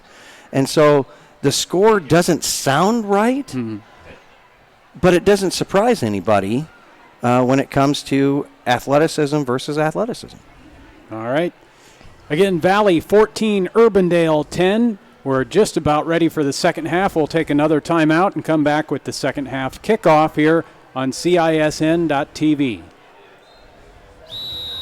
Hi, Ron here, head coach of Westside Auto Pros. When your car's on the injured reserve, you want to get it back in the game as soon as possible. I know that. That's why you need to bring it here to Westside Auto Pros. I have a team of experts that can fix almost every automotive injury, whether it's a fractured joint, a brake, or if your car just got its bell rung, no problem. We can even do a complete physical on your car to make sure it's game ready for the entire season. So bring your car to Westside Auto Pros and we'll get it back in the starting lineup in no time. Hey, you guys are dogging it back here. Let's move it, move it, move it. There's no doubt about it. Saving feels great. At Mid-American Energy, we love saving too. Saving the environment by supporting tree planting, which improves air quality. Saving money by investing in wind energy, which keeps rates low. And saving you energy by providing tips to help make your home more energy efficient. Which means you can take those savings and put your energy into having fun. Saving definitely feels great. So does being obsessively, relentlessly at your service. Mr. Hometown Clothing Store, the one that had it all, everything to get the work done, all in one place. G&L Clothing is your hometown Iowa store. Stop in and see us, or we're only a click or phone call away. Family owned for nearly a century. G&L Clothing, 1801 Ingersoll, Des Moines. G&L Clothing, your size, your style, we've got it all. Keith, Valley kind of taking the momentum in at halftime with that interception at the 45 of Urbandale and then driving down and getting the touchdown just before halftime to take the 14-10 lead, and now they get the second half kickoff. Yeah, I think that's a big potential momentum shift. You get the last points of the quarter and you have the opportunity to come out on offense right from the get-go. Sam Anderson over on the Urbandale sideline, he understands momentum. He knows the game of football as well as anybody does. And so you're either going to try and pin them deep and get something done defensively, or you might come out and try something right from the start here to remove that momentum.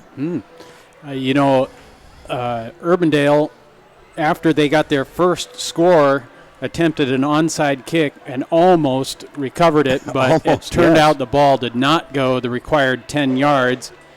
I think Valley will be prepared for that this time. Yeah, they've already adjusted up as they're kind of looking toward that.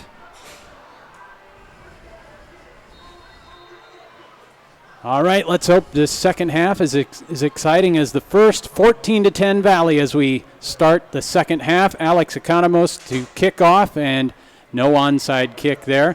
Valley will bring it up, and some running room at the 30, across the 40-yard line to midfield. Great start for the Tigers.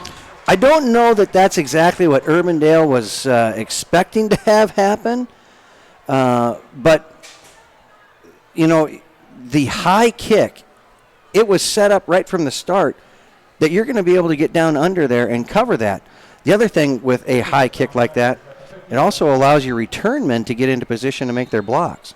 Looked like John Shaner on the return. Yes, I believe John Shaner, or it could have been Carson Shelton. 22 and 28 kind of look the same from this vantage point. Yeah. Fake handoff to Fugate and a pass over here to Johnson or Creighton Mitchell. I'm not sure if that was dropped or caught. Yeah, they called it incomplete. And, you know, that's another example right there of how fast Urbandale's defense is. They are disrupting things in the backfield early. They're also getting their corners and their safeties out and covering those quick outside passes. It's tough sledding everywhere on the field right now. Fugate behind Lombardi, 2nd and 10. Handoff to Fugate. He's got a lot of running room. A 15, 16, 17-yard gain down to the Urbandale 33-yard line. Now, people watching this online, if there were ever a time to go back and watch a play, run it back right now, because that block by Nate Wilcoxon set up an incredible hole for Fugate to go into. And it was just a phenomenal block.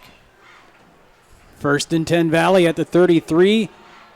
And this is Fugate again. Another 5-6 yards on the first down. Carey brings up 2nd down and about 4. I'm not 100% sure of who I was actually watching out there. You know, there's a couple of guys out there that could have been doing some great things. A Fred Grant, a T.K. McDonald, or a Ron Phillips. I don't know if that was the class of 63 or if we got Valley's 2018-19 team out there.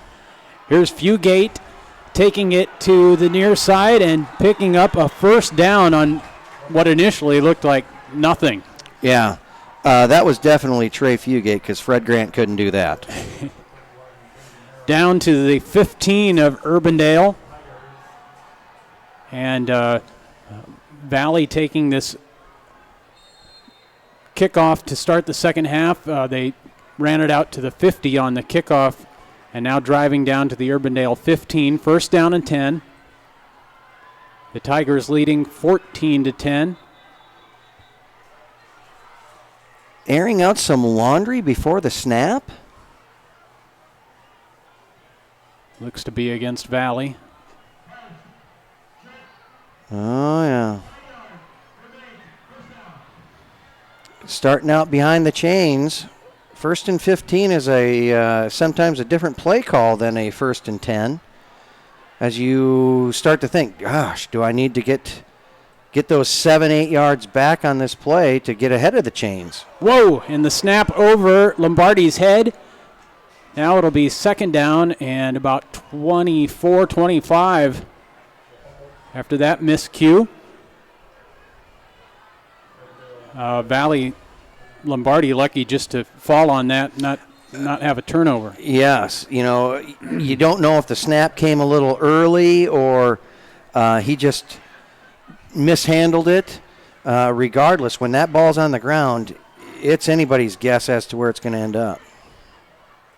Zach Shaner snapping it to the Lombardi, who hands it off to Creighton Mitchell, and he's got a big hole across the 20 down to the 10-yard line and maybe some more.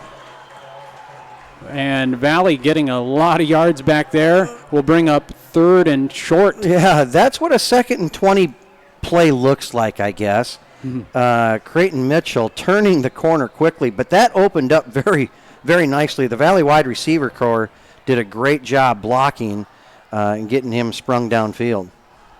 Quickly back under center as Lombardi gives to Fugate, who is in for a touchdown for the Tigers. That is a 10-yard touchdown run for Fugate, his 2nd of the night. And now it's 20-10 Valley with the point to come from Peterson. I think as I've looked back over Valley's season so far, that drive right there is probably the most explosive I have seen both running backs clicking at the same time. Peterson with another PAT. It's Valley 21, Urbandale 10, 9:33 to go in the third quarter on CISN.TV. Schottenkirk Chevrolet's Power Price Truck and Crossover event featuring new 18 Silverado double cab LTs. Power lease, $259 per month lease. Power price, $32,490. New 18 Silverado crew cabs. Power lease, $429 per month lease. Power price, $36,490. Over 170 Traverse, Equinox, and Tracks available. With 12 going on 13 years of year-over-year sales records, Schottenkirk knows how to sell Chevys. Schottenkirk Chevy, Waukee. Chevy, find new roads. WaukeeChevy.com.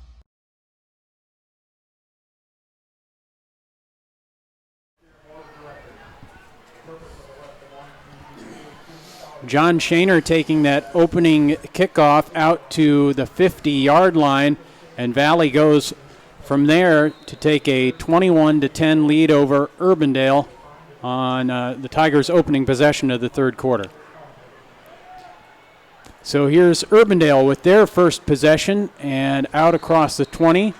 That's where the Jayhawks will start. Quarterback Ty Langenberg and the Urbandale offense.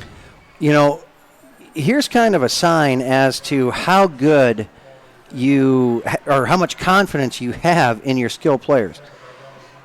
Cole Peterson has put the ball on the goal line tonight probably 4 times.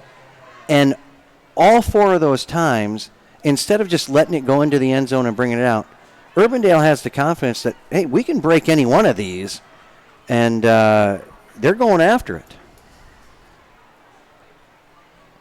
This is Langenberg with the keeper. The ball's out. Tigers have it. Fumble recovery. Touchdown, Valley. Nick Butoff with the scoop and score. And the whole demeanor of the game has changed very quickly. Wow. The junior Nick Butoff with the, 20-yard touchdown scamper on the second turnover for Urbandale. And Valley taking over really quickly here in the second half. And from a coaching standpoint, Coach Swenson, getting the turnovers is one thing, but getting points off the turnovers are huge. And that's 2 turnovers in a row where Valley has come away with 7. So fumble recovery for a touchdown for the Tigers. The point after good by Peterson makes it 28-10 Valley. Back after this on CISN.TV. Why do I look for the seal?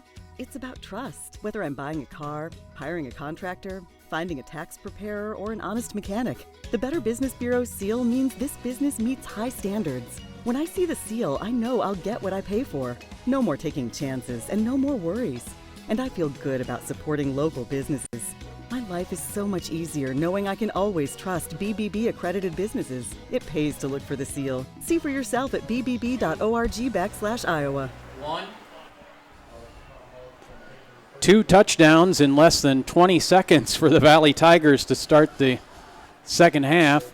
And it's 28-10 now, Valley. They trailed 10-7 in the second quarter. Again, a kickoff down to the goal line, and Urbandale will bring it out.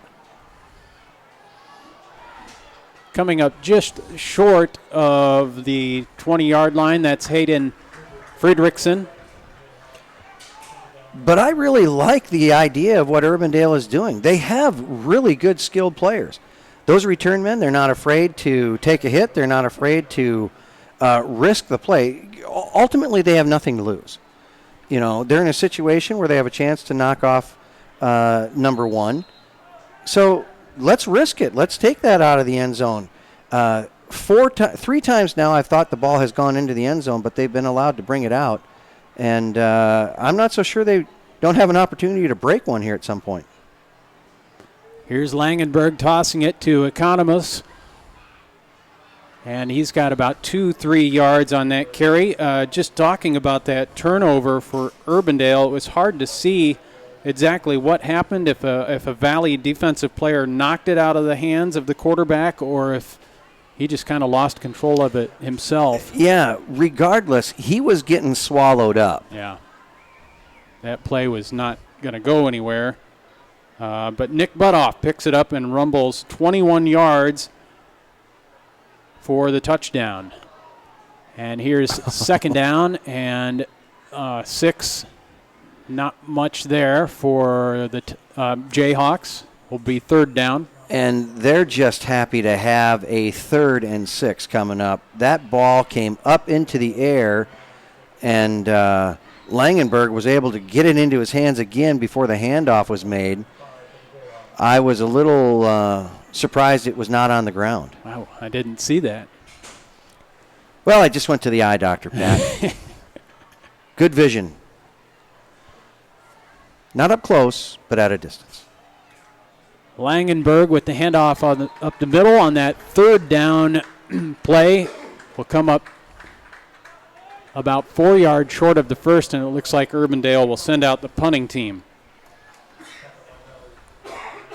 And right now with Urbandale, I mean, it's still plenty of time in the game. You don't have to do things crazy, but we're going to go ahead and call it the apparent punt team. I would have to say that at this point and beyond, anything is going to be apparent, as Sam Anderson has dialed up some pretty impressive fakes over his career. 4th and 5. This is Harrell with the punt. And looks to be the fair catch for Carson Shelton. So Valley will take over at their own 39. Valley's defense certainly came out. There's some laundry on the field. What's going on over there? Yeah, more penalties tonight than any other game we've had this year, that's for sure. I don't know if there's a quota you have to reach before the season's over, but there's some hankies coming out. Block in the back against Valley, so that will march the Tigers backward. That does help flip the field a little bit.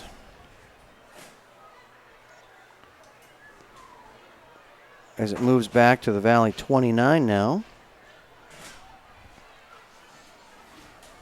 Overall, though, just here at the start of the second half, it just seems like Valley's has a little bit more fire than they did to start the game. Yeah, I'm going to say that Valley's halftime was more interesting than Urbandale.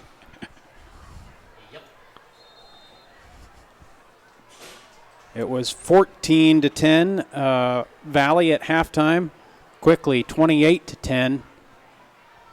Just a few minutes into this second half. And Valley has the ball again. Lombardi passing. He's got a receiver wide open, and this might be a 70-yard touchdown, but no, tackled just short of the goal. And was that Parker Marshall? Parker Marshall. And he was wide open. He just had to slow down a little bit.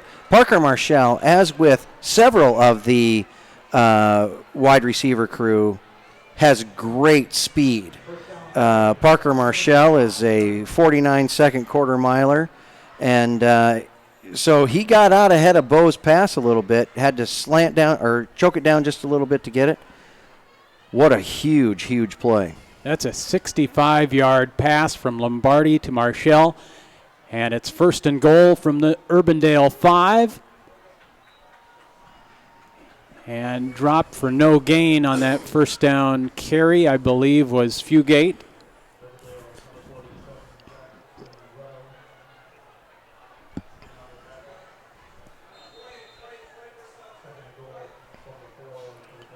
I like the way Lombardi kind of tucked that ball away. Yes. The running backs on the first drive of the half set that play up just by the execution and, intensity of their running. Creighton Mitchell into the end zone, a 5-yard touchdown run. That's the second touchdown of the night for Mitchell. He put Valley ahead 7-0 with 7:16 to go in the first quarter, and now a 5-yard touchdown run after that 6-yard run in the first quarter. And now it's 34-10 Valley with the point after coming.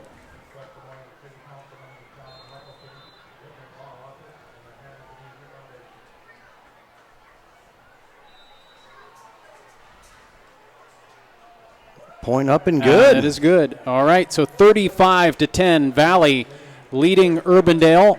Just under 6 minutes to go in the third quarter. This is CISN.TV. You want to get stronger, faster, healthier. You want more. You want to be part of something bigger than yourself. A place for people of all ages, all walks of life, that provides opportunities for all to succeed. We do that. We're the why. Build more than muscle. Build a stronger community. Lombardi to Parker Marshall on that 65-yard pass play, setting up the 5-yard touchdown plunge from Creighton Mitchell, and now Valley leading 35-10 in the third quarter. It's pretty good work for 6 minutes. Another flag on the field as Urbandale returns this one out to the 28, but we'll see where it'll go from there. Pat, I'm going to tell you right now, the most impressive, holy smokes, the most impressive, as another flag comes out, performance on that play, the official, he threw that from the 15-yard line clear out to the 33. Oh, my goodness. On my best day, I couldn't throw a hanky that far.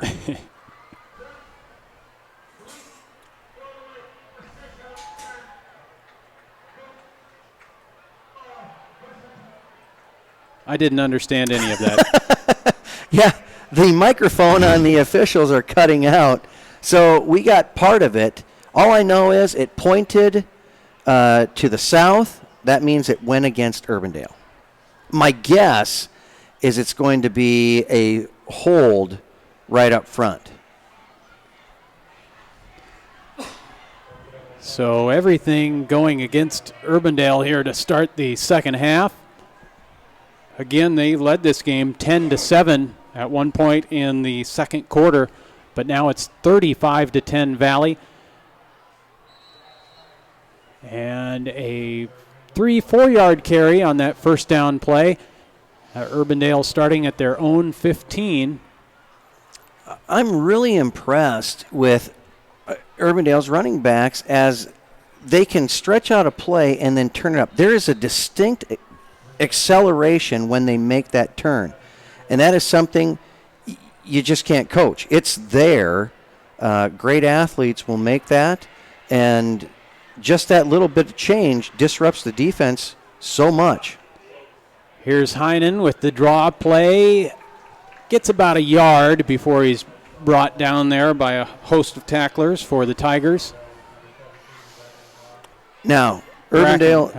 Brackencobb, yeah. Urbandale has run the draw play, 4 times tonight? And each time they've run that play, it has been so wide open at the handoff. That's, I think, the first time Valley's actually stopped it for a no gain. 3rd down and 5 from the 19.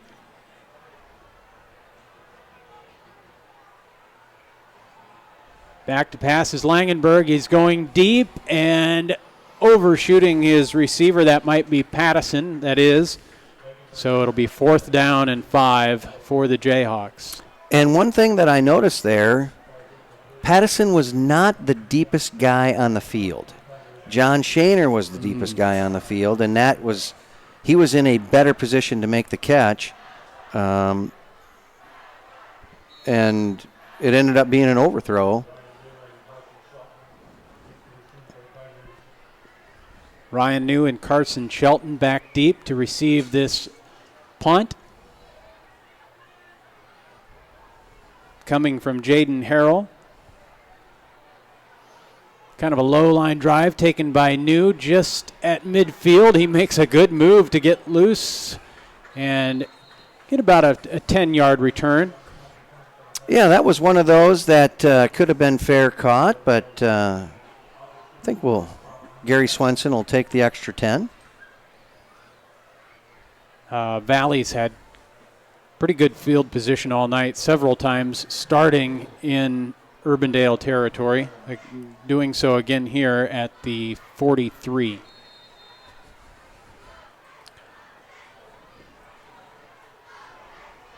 Urbandale with 2 big turnovers in this game. One, a fumble that was returned 21 yards for a touchdown, and also an interception late in the first half by Drew Urich. That helped Valley take the lead at halftime. Here's Lombardi carrying for about 5 yards.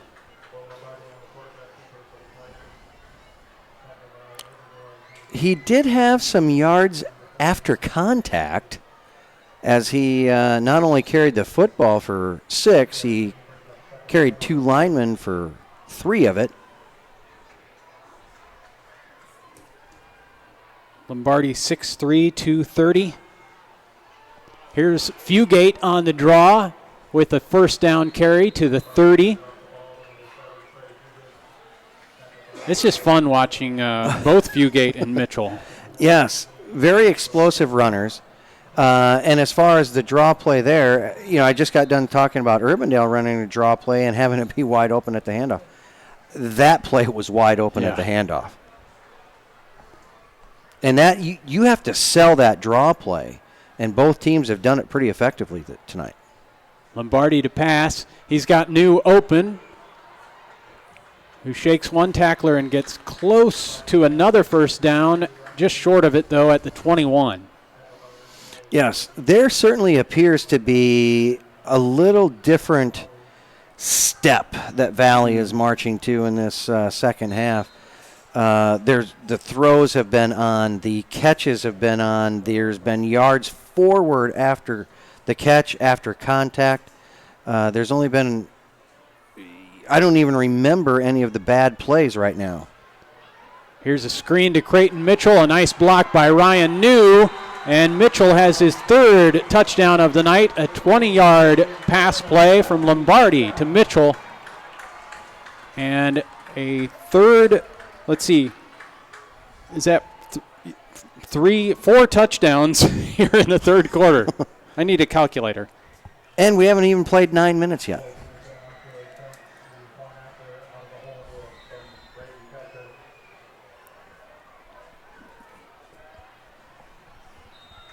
And the point after good.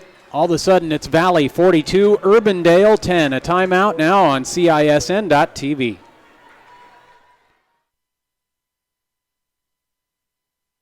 Schottenkirk Chevrolet's Power Price Truck and Crossover event featuring new 18 Silverado Double Cab LTs. Power lease, $259 per month lease. Power price, $32,490. New 18 Silverado Crew Cabs. Power lease, $429 per month lease. Power price, $36,490. Over 170 Traverse, Equinox, and Trax available. With 12 going on 13 years of year-over-year sales records, Schottenkirk knows how to sell Chevys. Schottenkirk Chevy, Waukee. Chevy, find new roads. Waukee Chevy. Valley with 4 touchdowns here in the 3rd quarter, now with a commanding 42-10 lead after trailing this game at one point 10-7. I think there are a lot of people that if they just heard on the radio or tuned in or somebody texted them what the score is right now, they'd probably think, well, this is probably what the score was going to be. But I think they'd be surprised at how it got here. Yeah, I'm surprised. Look at this run back. Too bad there's a flag on the field again. Right there at the 21. I got a feeling it's coming back. Too bad for Urbandale, that is, it would appear. Yeah. But that's that confidence that hey, we can break one. We have the skill people to do it.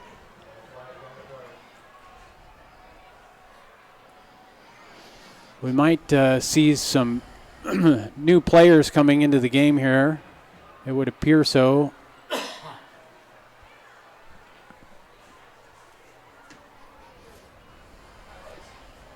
Well, looks like still a lot of starters going out there for Valley. Again, no idea what the official said there, but it is against Urbandale. That was a 10-yard mark-off, so we'll go with a hold. The Jayhawks starting at their own 10.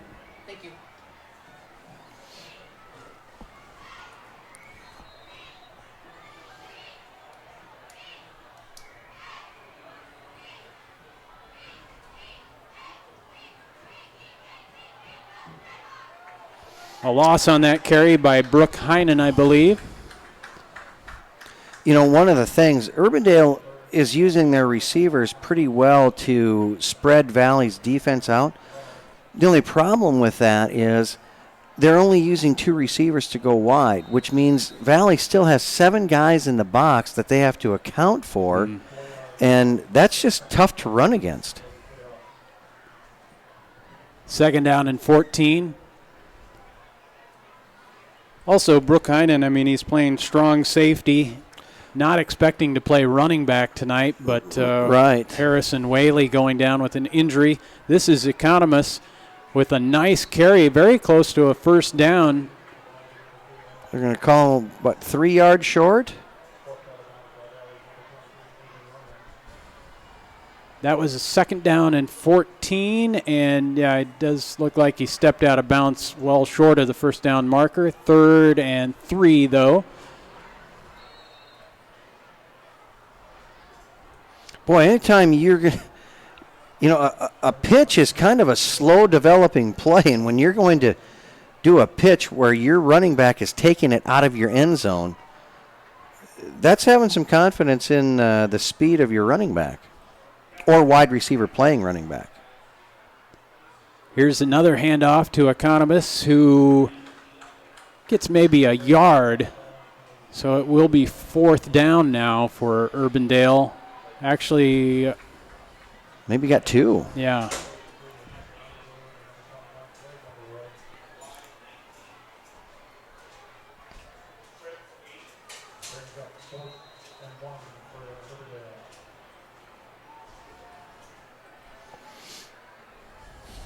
Looks like they might just go for it here. Well, you know, had some success they with have, quarterback especially sneak. Especially when people can come up and help push that quarterback forward.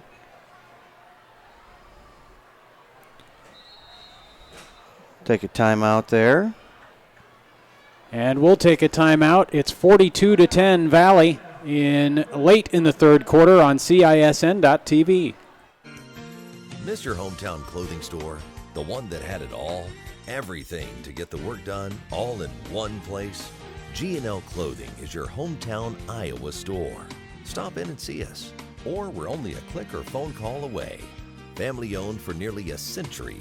G&L Clothing, 1801 Ingersoll, Des Moines. G&L Clothing, your size, your style, we've got it all. Homecoming night at Valley Stadium. The Tigers rolling here in the 2nd half, up 42-10 on Urbandale. Again, the Jayhawks had a 10-7 lead in the 2nd quarter, but since then it's been all Valley. 42 minus 14 is what? 32. Or, I'm sorry, did you say 14? 42 minus 14. Is that 28? 4 touchdowns in the 3rd? Yes, yep. My Roger Scott skills were not good right there. This is a 4th down and 1. Urbandale going for it on I think they their got own. it. They're in their own territory at the 19, and it'll depend where the... Yep, and they give him the go-ahead. 1st down. Yep. I'm trying to think if that's the 3rd time they've gone for it on 4th down and been able to get a first. Yeah. 4th down is their highest percentage play right now.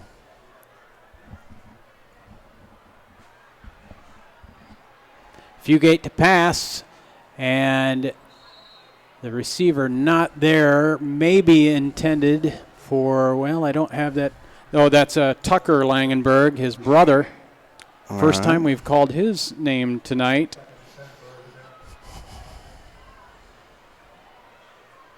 Yeah, the way it looked, I wasn't sure if the receiver actually cut that route off early and was hoping if brother could pick that up.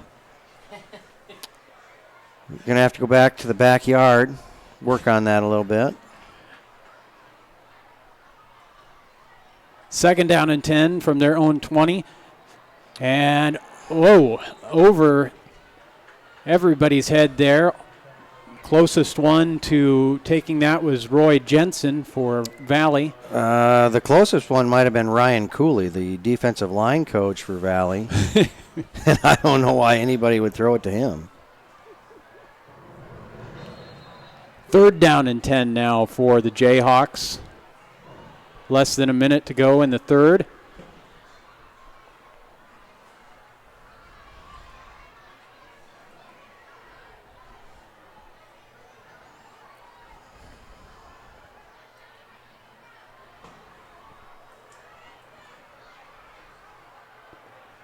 Langenberg in motion. That's Tucker Langenberg, and then it ends up being a draw play. This will come up short of a first down. It'll be 4th and about 4 or 5.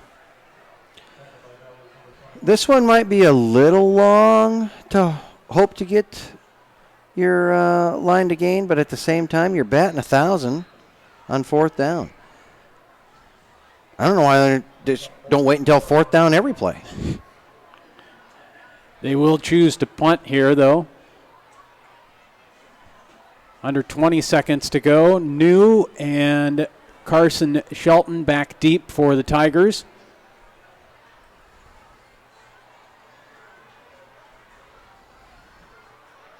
Harrell with a pretty good boot at the 35. Shelton fumbles it but falls on it, so Valley will have the ball. 1st and 10 at their own 35. When we come back, that's the end of the third quarter. It's 42-10 Valley on CISN.TV. Every month or so, there's another story in the media about when and how often we need to get our mammograms. Kind of confusing. When this happens, I like to consult with experts. So I called Iowa Radiology. They recommend women get an annual mammogram starting at age 40. They know that it's the best way to detect cancers early and save lives. And that's good enough for me. Visit iowaradiology.com or call to schedule your mammogram. Iowa Radiology, our focus is your good health. Here's to everyone who believes in competition and good sportsmanship, who knows it's not about the trophies or the medals, but rather the lessons learned. For those who understand, it's not whether you win or lose, just that you give your best. So go ahead, lace them up, take the field, have fun, and play. For the experience, for the memories, for the love of the game. Shields. Valley outscoring Urbandale 28-0 in the third quarter, now with a 42-10 lead heading into the fourth. And Valley has the ball at their own 35.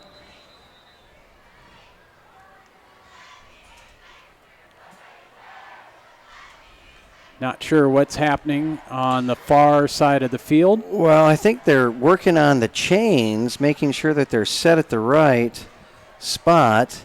I did see the official talking to the guy who puts the clip down on that chain, making sure he had it set at the right 5-yard marker. Appears as though we're good to go now.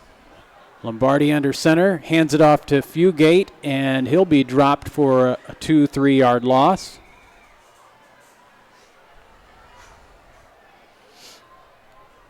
Jake Remsburg trying to get in on the action there and maybe help push Fugate forward a little bit. And he may have gotten 2 yards back for only a loss of 1. High school football on CISN.TV, brought to you by Mid-American Energy, a powerful energy resource. Also G&L Clothing. No matter the weather, we've got you covered. Lombardi takes the snap, looking to pass, and might be a catch for Creighton Mitchell. They give it to him. He'll be short of a first down. It'll be about 3rd and 2 to go. Certainly got back ahead of the chains on that. Great catch, leaving your feet to get down there and making sure you got both hands underneath the ball. I guess that was maybe, I can't tell if that's a 6 or 9. Might have been Parker Marshall. He came off the field after that catch. At any rate, 3rd and 2 to go. Here's a handoff to Fugate. He's got the first and more. down to the Urbandale 37-yard line. Another big run for Trey Fugate. We're getting to a point in the game where Urbandale's defense has been out on the field a long time, and I maybe overheard some other people in the press box saying, gosh, that was a really long third quarter.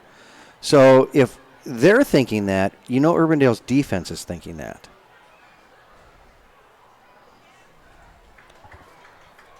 Here's a 5-yard pickup for Valley on that first down play. Another score at the end of 3 quarters. Waukee now leading Des Moines East 21-9.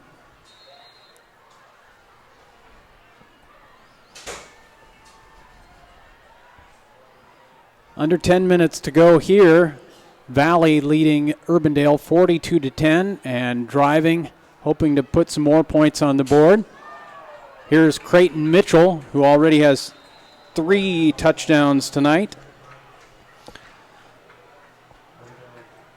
That jet sweep has really been an effective play tonight for Valley, and has a lot to do with Nikki Train being in there as a fullback or an offset fullback. They're kicking out the edge player, and Creighton Mitchell's just turning it up as Fugate kind of turned it up right there. Nice 8-yard run. Yep. He's probably getting close to over 100 yards tonight. And seemingly, it's all happened in the last drive of the first half and the third quarter. Yeah. Fugate with 2 touchdowns, Creighton Mitchell with 3. And now 2nd and 3 for Valley. Close to the 10-yard line, which would be a first down. Looks like they're going to be just short. Well, was the ball carrier Nikki Train on that? I think it was. And he might have words with number 72 as that play was actually, Mason Ayers actually tripped up the fullback on that play. Yeah, Nikki Train now in at fullback on that play, as well as Trey Fugate runs it down to the 5. It'll be 1st and goal, Valley.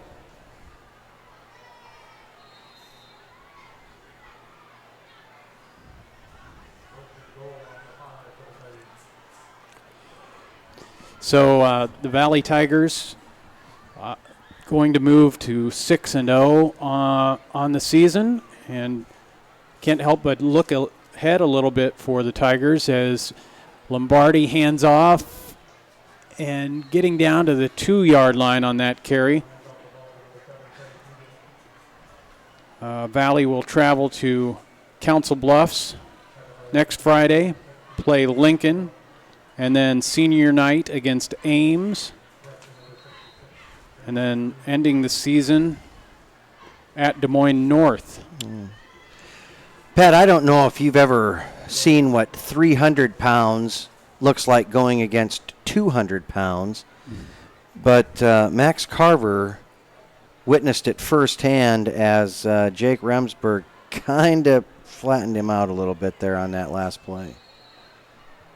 2nd down and goal from the 2, and it looks like Fugate will be stopped short.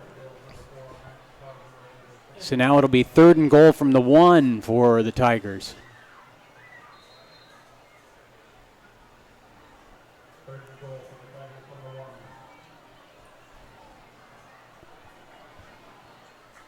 Seven minutes to go in the game.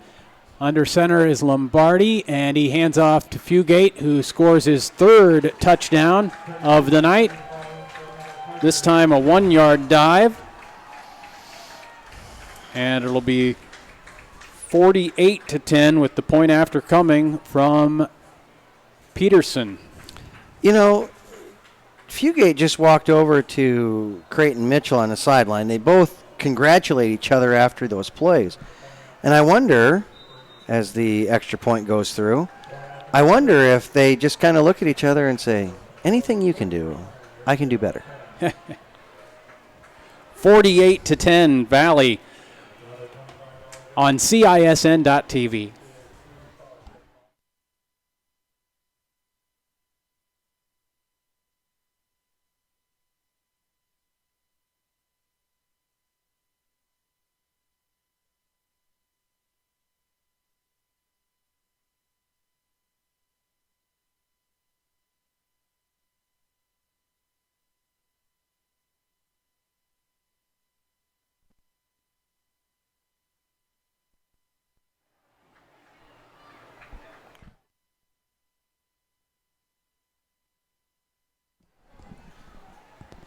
(49-10) Valley with the lead over Urbandale. Under 7 minutes to go in the ball game.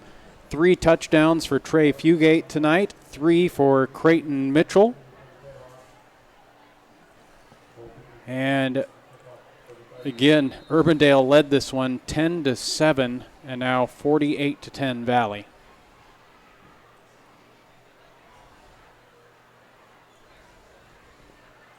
And the Jayhawks will get to return this one. And it's going around the corner. Hayden Fredrickson with a nice return, and no penalty flags this time. Urbandale will start at their own 29.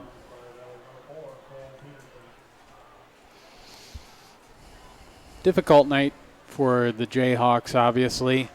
Not only they had a 10-7 lead on the number 1 ranked team in the state, and now they trail 49-10, but they also lost their top running back, Yes. hopefully not for the season. We don't know much about the injury to Harrison Whaley. But here's Economist with the carry. He's done a pretty nice job stepping into that tailback role. Looks like 8 yards on the carry.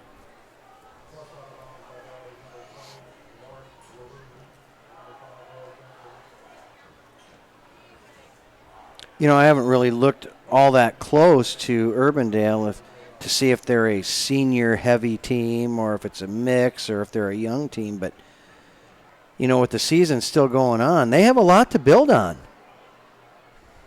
Yeah, they have a lot of sophomores out there as well. Mm-hmm. Tucker Langenberg on offense has got some playing time. Jaden Harrell, just a sophomore. Nice pickup there for a first down out to the 47-yard line. 5 minutes to go in the ball game. We talked about Valley's remaining schedule. Urbandale has to go, let's see,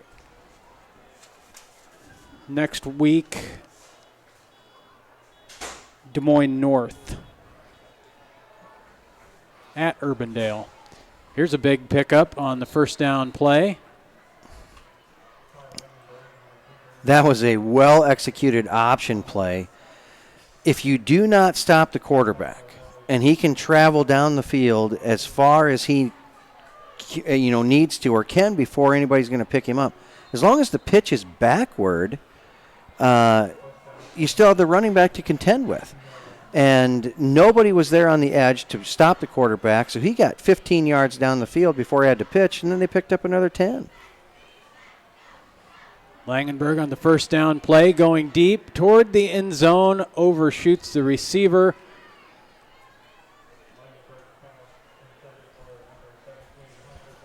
I think that was number 17, Hunter Dahlgren. Unable to connect there. Will bring up second down and 10. The ball's on the Valley 32-yard line. Urbandale putting together a pretty good drive here. Yeah. Clayton Adamson was on the coverage there, and he was pretty tight to the receiver.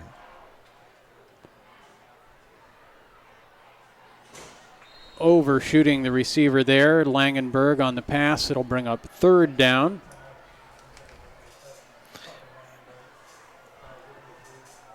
Yeah, that play had potential to go for the first down and maybe a few more. But the overshoot just did not help the situation at all. As the clock continues to roll. Under 3 minutes. Third quarter took 8 days to play. And the fourth quarter is going to be done in 3 minutes. Langenberg rolling, firing to the end zone. Yep. Will Pattison will be called for offensive interference, I think. I think he will. And, I mean, it was caught there by the Valley defender, but out of bounds, or out of the back of the end zone. That's right. Now, you got to check the rule book here, but on an offensive pass interference, I don't know if that's still a loss of down play or not, but it's been a 10-yard penalty plus loss of down. And so a lot of times, because it was incomplete or didn't do anything, you call it, you just go ahead and delete or decline the penalty. But if it's still a loss of down,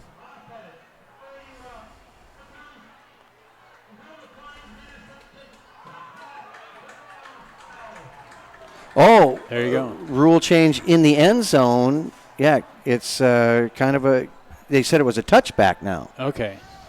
So depending on where you are on the field as well.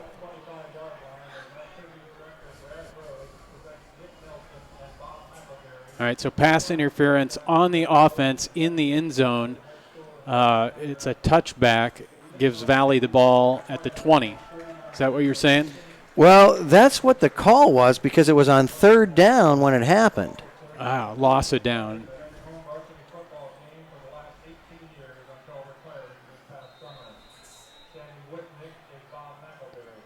The clock continues to move, continuous clock at this point in the game with Valley leading 49-10.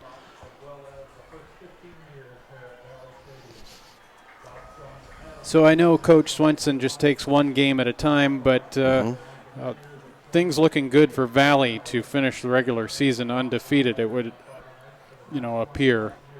Coming up next at Lincoln, Council Bluffs, Lincoln, and then home against Ames. I don't know much about the Little Cyclones this season thus far, and then Des Moines North. So those are the final 3 games. Yeah, with the interstate games that went on this year between East and West, Ames has fared better against the eastern side than they have in the conference, but still they have a very nice team. Council Bluffs, Lincoln is struggling a little bit right now. And Des Moines North is struggling a little bit right now. So, yes, on paper, it does look as though Valley is set up to finish the season undefeated, the regular season. New quarterback in here for Valley. With under a minute to go now in the ball game. And the Tigers leading 49-10. Blake Edwards in at quarterback. Senior. An overall great kid. He's got a younger brother on the sophomore team. Has he played football all 4 years? He has.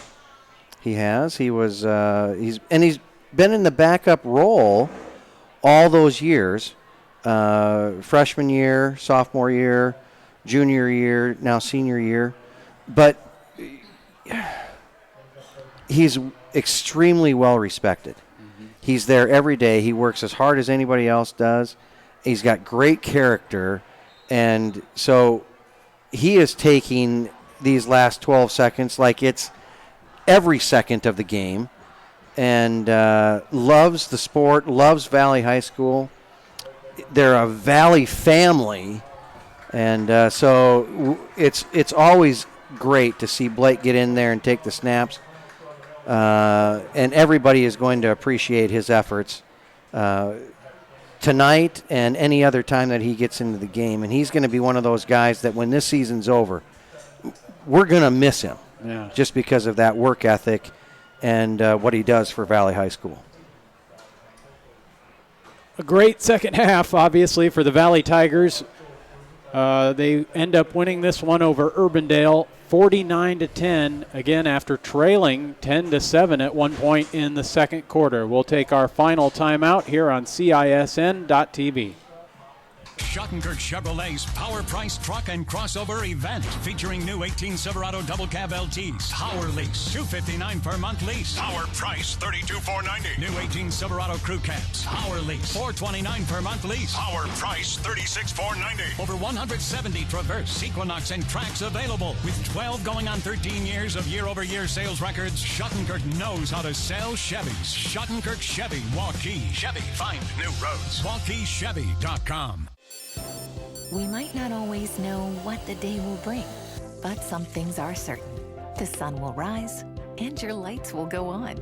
That's because at MidAmerican Energy, we're obsessively, relentlessly committed to providing you energy when and where you need it, to connecting with you and keeping our communities safe and strong. Because the most important thing we put our energy into is you.